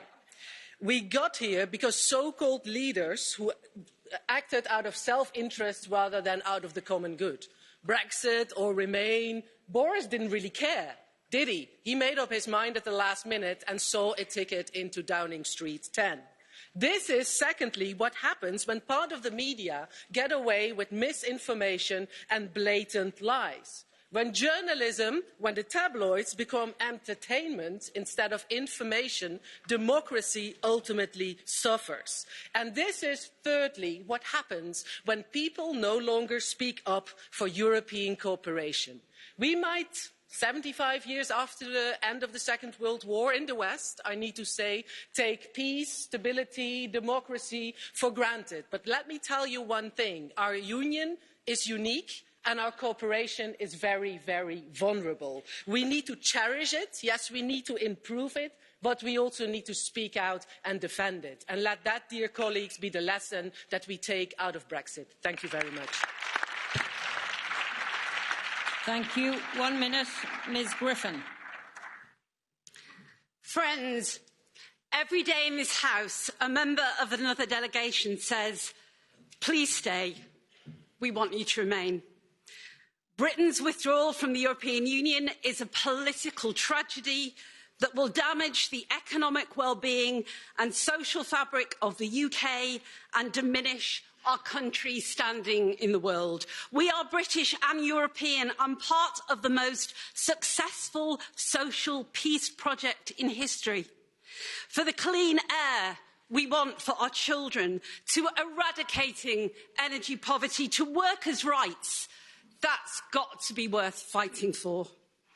I continue to believe that Britain has been and would be best served by being a member of the European Union. For our young people and future generations, keep the faith that one day we can come back. Thank you. Merci. Cursanom. A bientôt. And to you, Mairead Grahamahagat.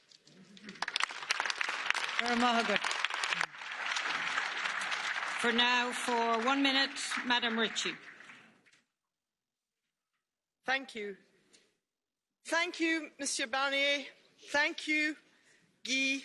Thank you to the European Parliament for the way that you have treated us through the negotiation on this withdrawal agreement.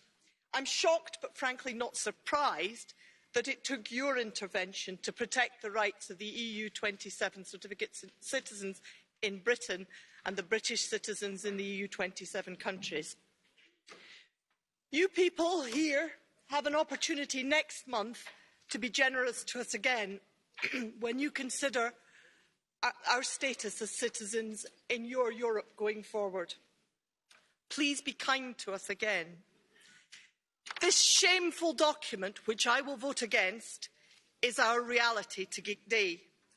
I'm going home to fight for a better reality tomorrow. Thank you. For 1 minute, Mr. Bardella. Just hold, sir. Merci Madame la Présidente. Nous y voilà donc enfin. Il aura donc fallu 4 ans.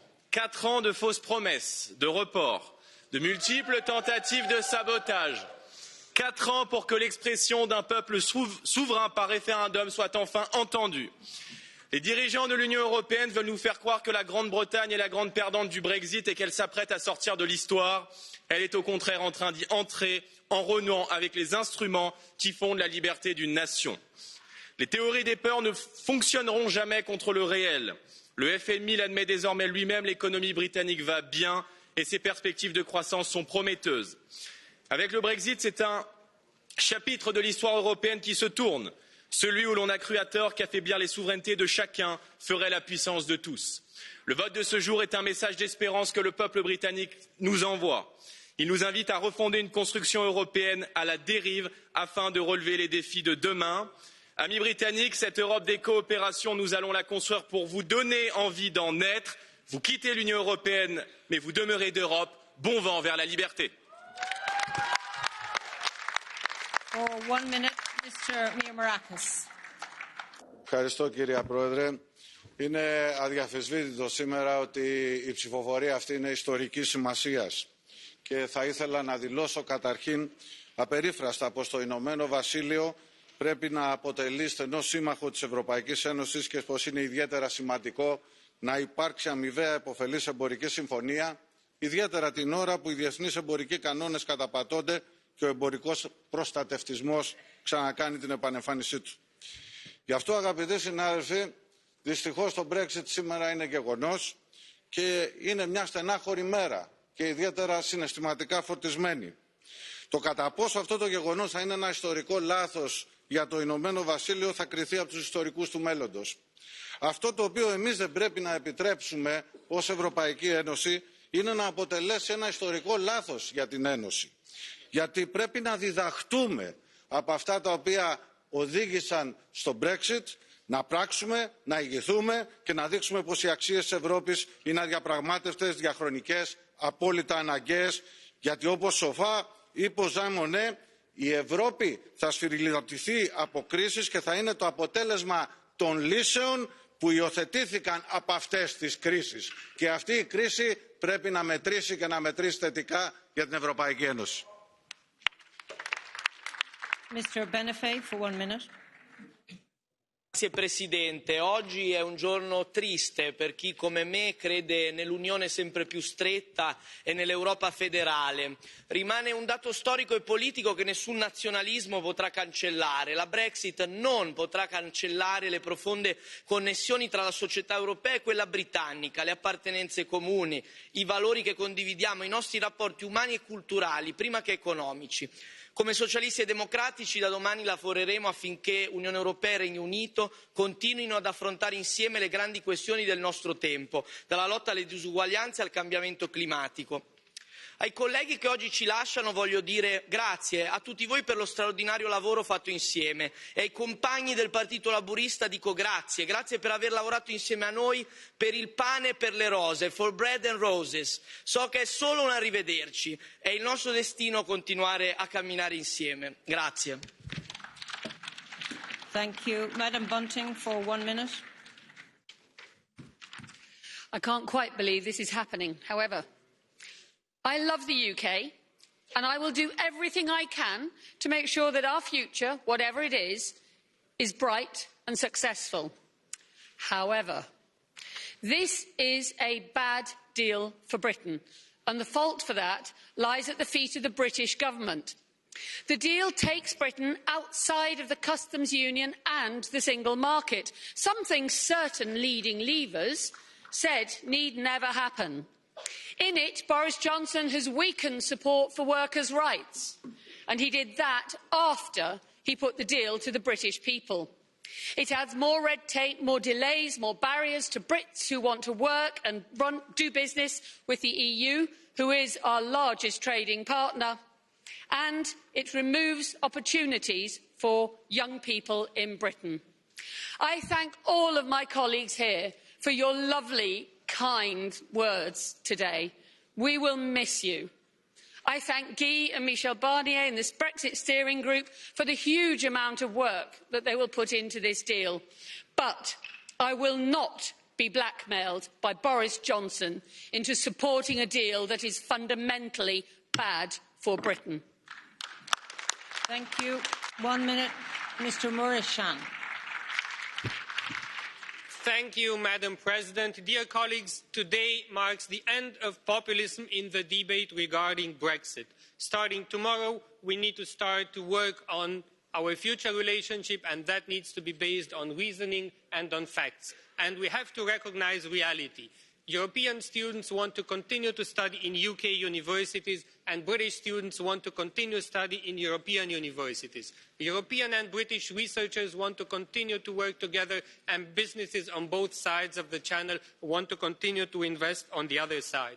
We also have to recognise that the number of British citizens demanding EU citizenship has increased every year after the referendum. So we need to work on a good future relationship, and we need to recognise that a close relationship is a good relationship. Nevertheless, of course, we also know that the European Union and the United Kingdom will not be married anymore starting the 1st of February, but we want to be friends. And the people of the United Kingdom should know that here in the European Parliament there is a majority of members who want to be friends of the British people. Thank you. Thank you. Mr. Horwood, for 1 minute. Microphone, and you can start from now. Madam, I'm voting against this agreement because it's a bad deal for Britain, and I, for one, will not go gently into that good night. But before that vote, I'd like to say thank you to all parliamentary colleagues, to Dacian Ciolos and friends in Renew Europe, whom I've been proud to serve as a Vice President. And thank you to the EU for all the support given to my region and my country over decades in education, science and medicine, in shared prosperity, opportunity and support for business, in protection of the environment and workers' rights, and by preserving Europe's peace. And let me tell you, my parents survived the war we remembered earlier, and they knew exactly what they were voting for in 1975. And one special thank you to our translators, who've had to help the Brits rather more than most. And I apologise to them that I'm now going to try and speak in more than one language to deliver one last message on behalf as much on behalf of my children as myself. Wir werden wiederkommen. Ne vom intoace. Wir kommen terug. Nous reviendrons. volveremos. Beimish arash. Vi koma tilbaka. Retornaremo. We will be back. Thank you. Thank you, colleagues. Please.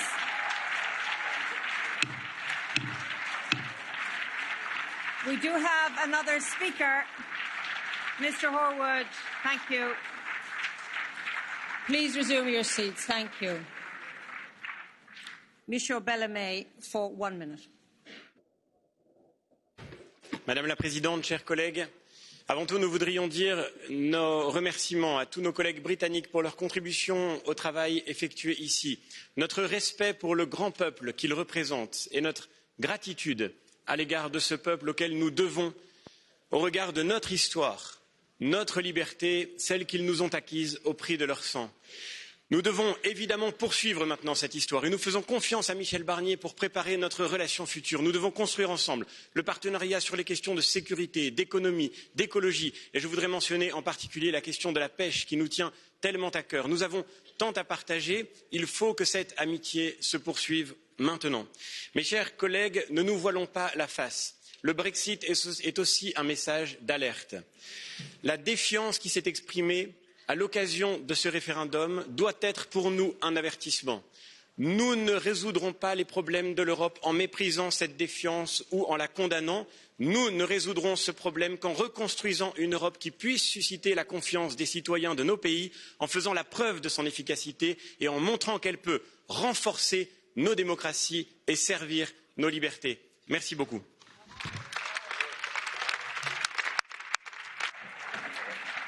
Grazie. E adesso la parola a Michel Barnier. Prego. Merci, Monsieur le Président.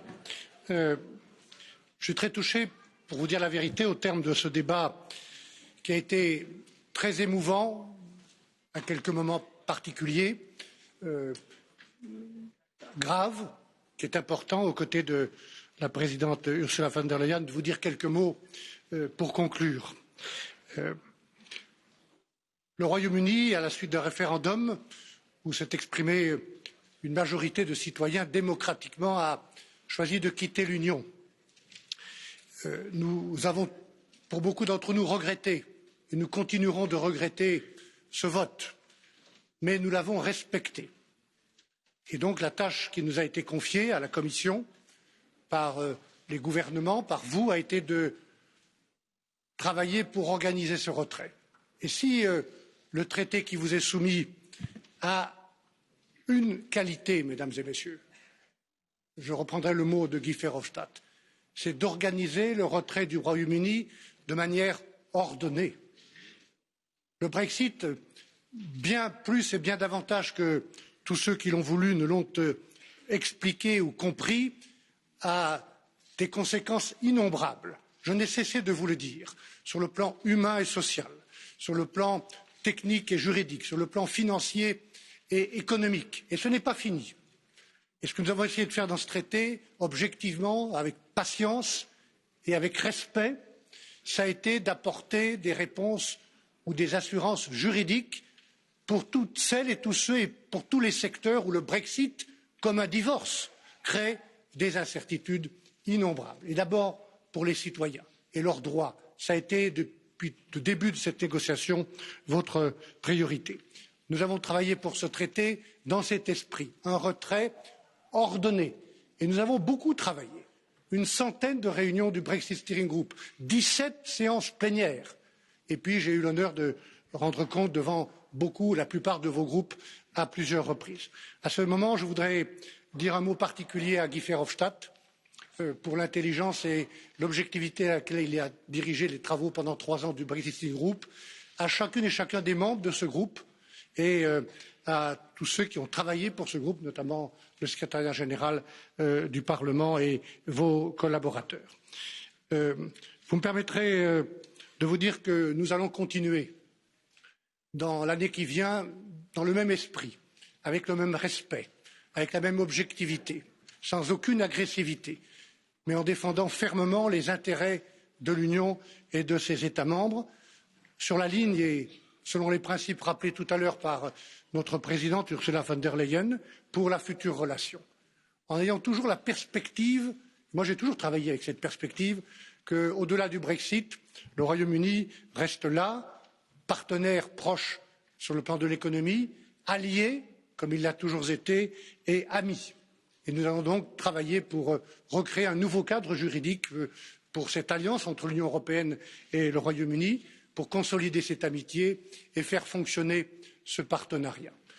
Nous aurons une deuxième tâche, mesdames et messieurs les députés, monsieur le président, qui n'est pas négligeable et qu'il ne faut pas oublier, c'est de mettre en œuvre cet accord dans toutes ses dimensions. Et ça va être notre travail cette année pour qu'il soit opérationnel à la fin de l'année. Je pense aux droits des citoyens et je pense aussi précisément à l'Irlande et à l'Irlande du Nord où la paix reste très fragile. Voilà, vous me permettrez à mon tour comme l'a fait notre président, de saluer l'ensemble des députés britanniques et toutes celles et tous ceux qui, d'une manière ou d'une autre, ont travaillé depuis 47 ans à la construction de ce projet européen. Personnellement, j'ai le souvenir de plusieurs d'entre vous et de plusieurs élus. Je pense à Andrew Duff et à Richard Corbett dans les travaux de la Convention. Je pense aussi pendant les deux moments où j'ai eu l'honneur d'être commissaire européen au marché intérieur et avant à la politique régionale, à Malcolm Harbour, à Vicky Ford, à Sharon Bowles et à tant et tant d'entre vous dans la diversité des groupes que vous représentez, avec lesquels j'ai eu toujours des discussions fructueuses et importantes et utiles. Voilà, je voulais vous remercier à titre personnel. Vous me permettrez juste de conclure par trois brefs messages. Le premier, c'est que tout au long de cette négociation et dans l'année qui vient, notre tâche va être de traiter les conséquences du Brexit. Et je recommande, comme plusieurs d'entre vous l'ont dit avec beaucoup de force, que dans notre responsabilité politique, et je reste un homme politique, nous prenions du temps pour écouter le sentiment populaire qui s'est exprimé à l'occasion du Brexit, qui s'exprime aussi dans beaucoup de nos régions. Donc nous prenions du temps pour tirer les leçons du Brexit. Mon deuxième point s'appuie sur une conférence qu'a donnée un jour un homme que j'aime bien, que je respecte, qui était mon collègue à la Commission européenne, conservateur et britannique, Chris Patten. Chris Patten, un jour à Dublin, a fait une conférence qu'il a conclue par cette question: la défense de l'intérêt national peut-elle être uniquement nationale? La défense de l'intérêt national peut-elle être seulement uniquement nationale? On pourrait poser la question d'une autre manière. Ne faut-il pas être européen en plus d'être patriote? Je dis bien en plus, pas à la place d'être patriote. Et moi, j'ai la conviction que l'on doit être patriote, je le suis passionnément, et en même temps européen. Et que cette dimension européenne donne davantage de force à notre patriotisme national. Voilà.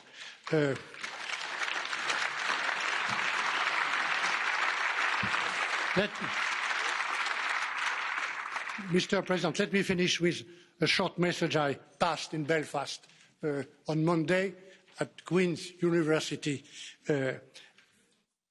In this new beginning, I would really and sincerely like to wish the UK well.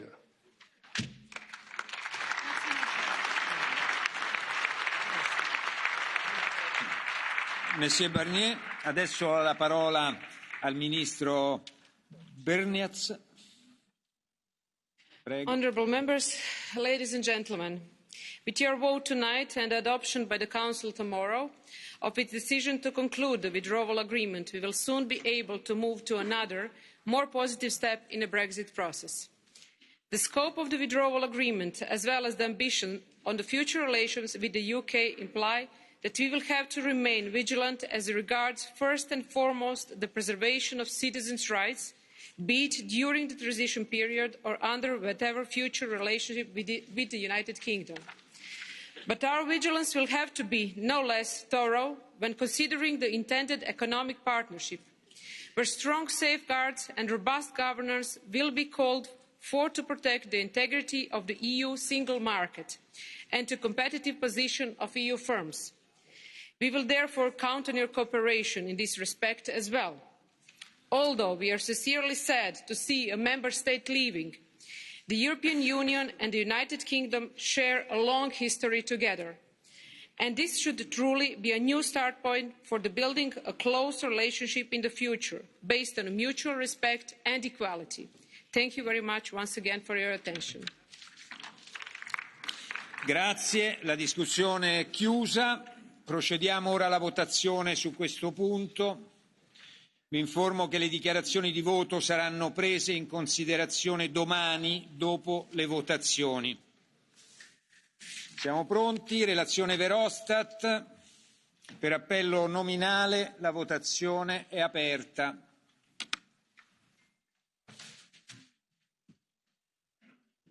La votazione è chiusa.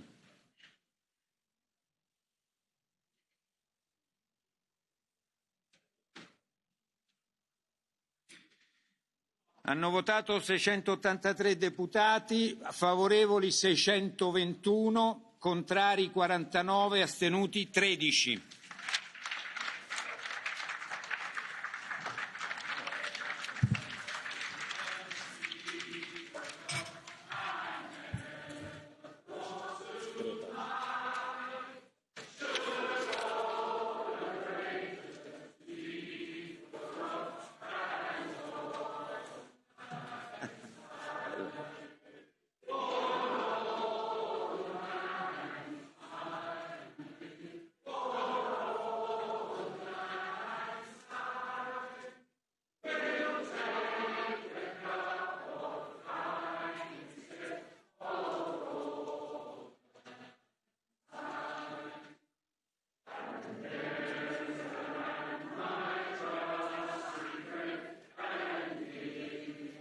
Commovente.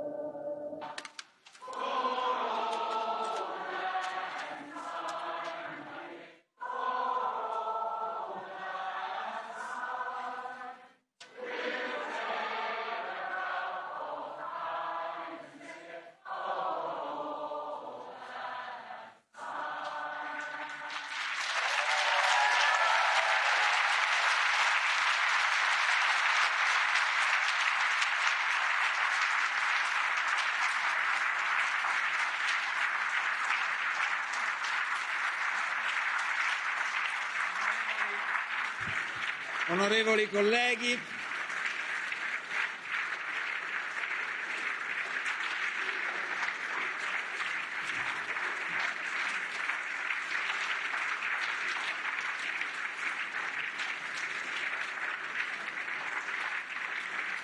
colleghe e colleghi, il Parlamento ha ormai votato, ha dato la propria approvazione a larga maggioranza al recesso del Regno Unito dall'Unione Europea e ora aspetta al Consiglio nella giornata di domani concedere la sua approvazione finale in modo da concludere le formalità necessarie affinché il Regno Unito possa lasciare l'Unione Europea alla mezzanotte ora di Bruxelles del 31 gennaio. Desidero cogliere questa opportunità, prima di firmare l'atto ufficiale, per condividere con voi alcune osservazioni.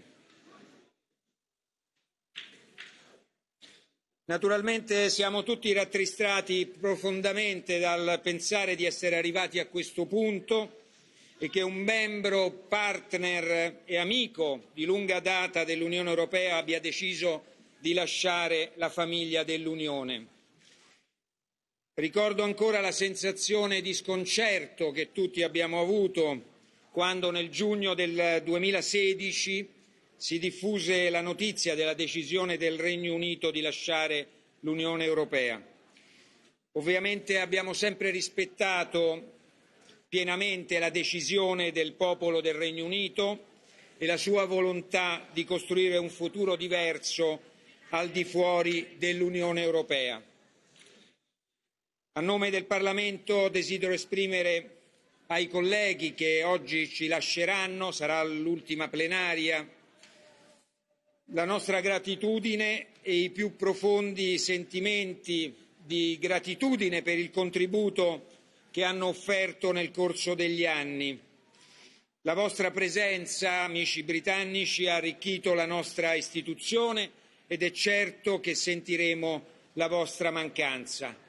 Perdiamo tutti colleghi e alleati con i quali intratteniamo strette relazioni e con i quali abbiamo lavorato fianco a fianco in questi anni qui al Parlamento europeo. 50 anni di integrazione non possono dissolversi facilmente. Dovremo impegnarci ora tutti per costruire nuove relazioni, mettendo sempre al centro gli interessi e la protezione dei diritti dei cittadini, e sappiamo che ci saranno anche momenti difficili. Sono sicuro però che sapremo superare qualsiasi divergenza e trovare sempre un punto d'incontro. Lasciate l'Unione Europea, ma continuerete naturalmente a far parte dell'Europa per i valori che ci tengono insieme, che ci uniscono profondamente. Cari amici britannici, naturalmente dirsi addio è troppo impegnativo e definitivo ed è per questo che insieme a tutti i colleghi dico soltanto arrivederci. E voglio salutarvi con le parole che diceva Jo Cox, la deputata britannica uccisa durante una campagna elettorale. Abbiamo molto di più in comune di quanto ci divide. Grazie.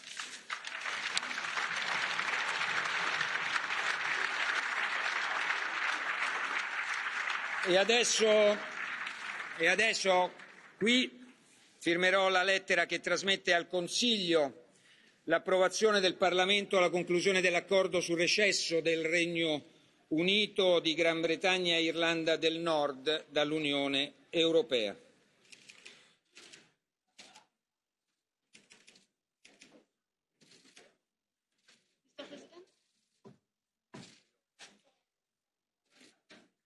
Grazie per la vostra collaborazione.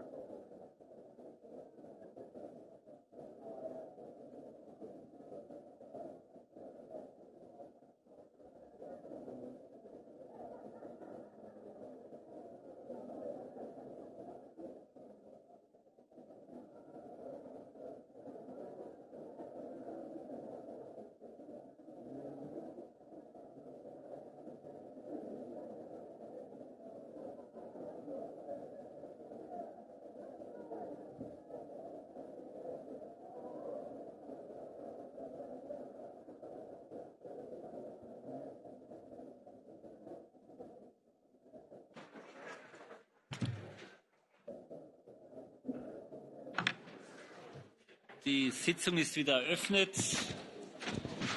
Ich habe nach diesem emotionalen Moment großes Verständnis, dass die Kollegen sich unterhalten möchten. Dennoch bitte ich auch für die um Verständnis, die in der nachfolgenden Debatte das Wort ergreifen möchten. Ich möchte Sie deshalb bitten, in den Gängen sich zügig nach draußen zu bewegen. In der Lobby umarmt sich's auch viel besser.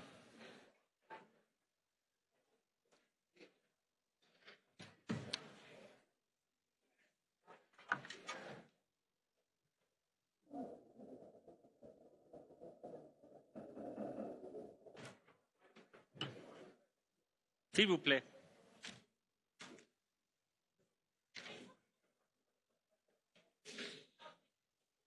Als nächster Punkt der Tagesordnung folgen die Erklärung des Rates und der Kommission betreffend den Ausbruch des Coronavirus. Ich möchte Sie daran erinnern, dass Sie spontane Wortmeldungen und Wortmeldungen nach dem Verfahren der blauen Karte sowohl auf die herkömmliche Weise als auch elektronisch beantragen können. Die Anleitung finden Sie am Eingang zum Plenarsaal. Frau Kollegin Hohlmeier, könnten Sie die Kollegen mitnehmen nach draußen?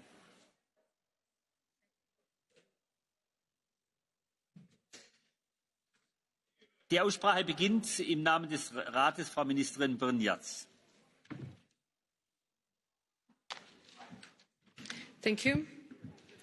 President, honourable members, I wish to start by thanking you for inviting me to update you on the potentially very serious threat to the public health that could result from the ongoing outbreak of acute respiratory syndrome in the Chinese city of Wuhan. It is caused by a novel coronavirus, and there are already thousands of cases and more than 100 people have died.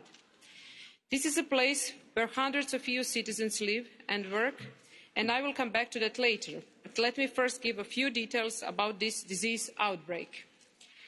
The Presidency takes this issue very seriously. We monitor the situation in close cooperation with Member States, authorities and EU institutions, bodies and agencies, and with international organisations such as the World Health Organization. The first cases were reported on the 31st of December in 2019. Already on 9th of January, the Chinese authorities reported that the outbreak was caused by a novel coronavirus. It is genetically closely related to the virus that caused more than 8,000 cases of severe acute respiratory syndrome, better known as SARS. First, I'd like to state that the available data about the virus, transmissibility and fatality rate should be treated with caution, as the situation is still evolving. What we know is that the virus causes a potentially very dangerous illness, as the mortality of the 2019 virus seems to be lower than the SARS, but it is still very high, about 3% of the cases varying with age, and the incubation period during which uninfected persons can infect others seems to be longer. It is therefore potentially a serious threat. As I speak, over 6,000 cases of coronavirus infections have been confirmed in China and Southeast Asia, and regrettably, 132 persons have died. So far, to our best knowledge, no EU citizen currently in China has been infected, but some isolated cases have been reported in Europe. In the beginning, victims seemed to have been infected by animals, but in recent days, first the Chinese and then the German authorities have confirmed human-to-human transmission to the virus. This increases the potential of the virus to infect a large number of people. As you know, the Commission has the possibility and duty to assist Member States, in particular in cases of cross-border health threats, and Member States' competent authorities follow the developments very closely. The Health Security Committee, which deals with serious cross-border threats to health and which involves all Member States and the Commission, has already met 3 times to exchange information about the outbreak and will of course be involved in further coordination of responsibilities to this health threat. As you know, we also have a specialised European agency active in this field, the European Centre for Disease Prevention and Control. It now provides, on an almost daily basis, updates about the situation. I dare therefore say that as regards the threat to public health in Europe, we have sufficient expertise available to handle the situation. Furthermore, Member States' authorities are very vigilant to further developments, and as long as there is adherence with appropriate prevention and control practices, there is a low likelihood that secondary cases will occur in the European Union. If, however, a person infected outside Europe would be discovered late, the risk of secondary transmission would be high, so we need to remain vigilant. Let me now further outline what we have undertaken so far. On Monday, we very swiftly activated the EU's integrated political crisis response mechanism for enhanced information sharing among Member States, the Commission and the European External Action Service. This mechanism brings together, under the steer of the Council Presidency, all relevant experts from the Member States and the European Union institutions, such as in fields of health, consular affairs and civil protection. It is an effective tool to support the collective horizontal response, covering both the European Union internal and external dimension of the situation. The objective at this stage is to facilitate information sharing across relevant sectors based on expert input from all EU services, so as to gain a common understanding of the situation and the latest developments. As regards the need for repatriation of the EU citizens, it should be noted that consular affairs fall under Member States' competence, but of course also here we have means for cooperation. We also called on Monday telephone conference among the Member States. Through these coordinations and facilitation efforts, we are giving Member States the opportunity to update and support each other on their repatriation plans. Close cooperation within the Council structures and preparatory bodies will enable us to reach effectively and in an appropriate manner whatever way the situation develops. We have taken this step proactively to ensure we are prepared. We are looking forward to hearing from the Commission about their work, which is closely linked to our efforts, for example, as regards the activation of the Union Civil Protection Mechanism, which has been requested by several Member States. Thank you very much for your attention. Vielen Dank, Frau Ministerin Brynjac. Es folgt im Namen der Kommission Frau Kommissarin Kyriakides.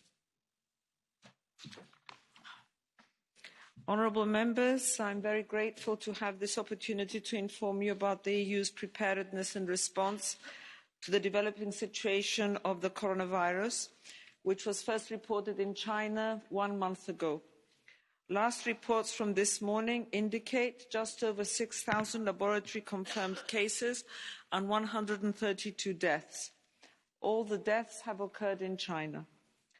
The situation is evolving very rapidly and has potentially serious public health implications.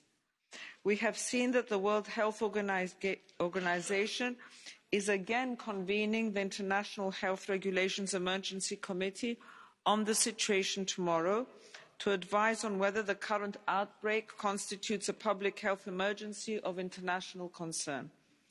We will follow these discussions very closely. My priority as Commissioner in charge of health is to make sure that we, as the Commission, provide all the support to Member States. This means that the Commission is monitoring the situation very closely and has taken action to support national measures and coordinate the response of Member States. This takes place via the EU's early warning and response system, where information is exchanged in real time, as well as discussions with Member States in the Health Security Committee, which has met 3 times. I'm also in regular contact with the Director General of the World Health Organization and its regional director in Europe to coordinate next steps at a global level. This ensures essential and immediate information exchange and a coordinated Europe-wide response, which is, of course, the Commission's primary responsibility. Ladies and gentlemen, the vast majority of cases have been identified in China, but last week, cases have also been confirmed in other parts of the world, including Europe. At the moment, we have 4 confirmed cases in France, 4 confirmed cases in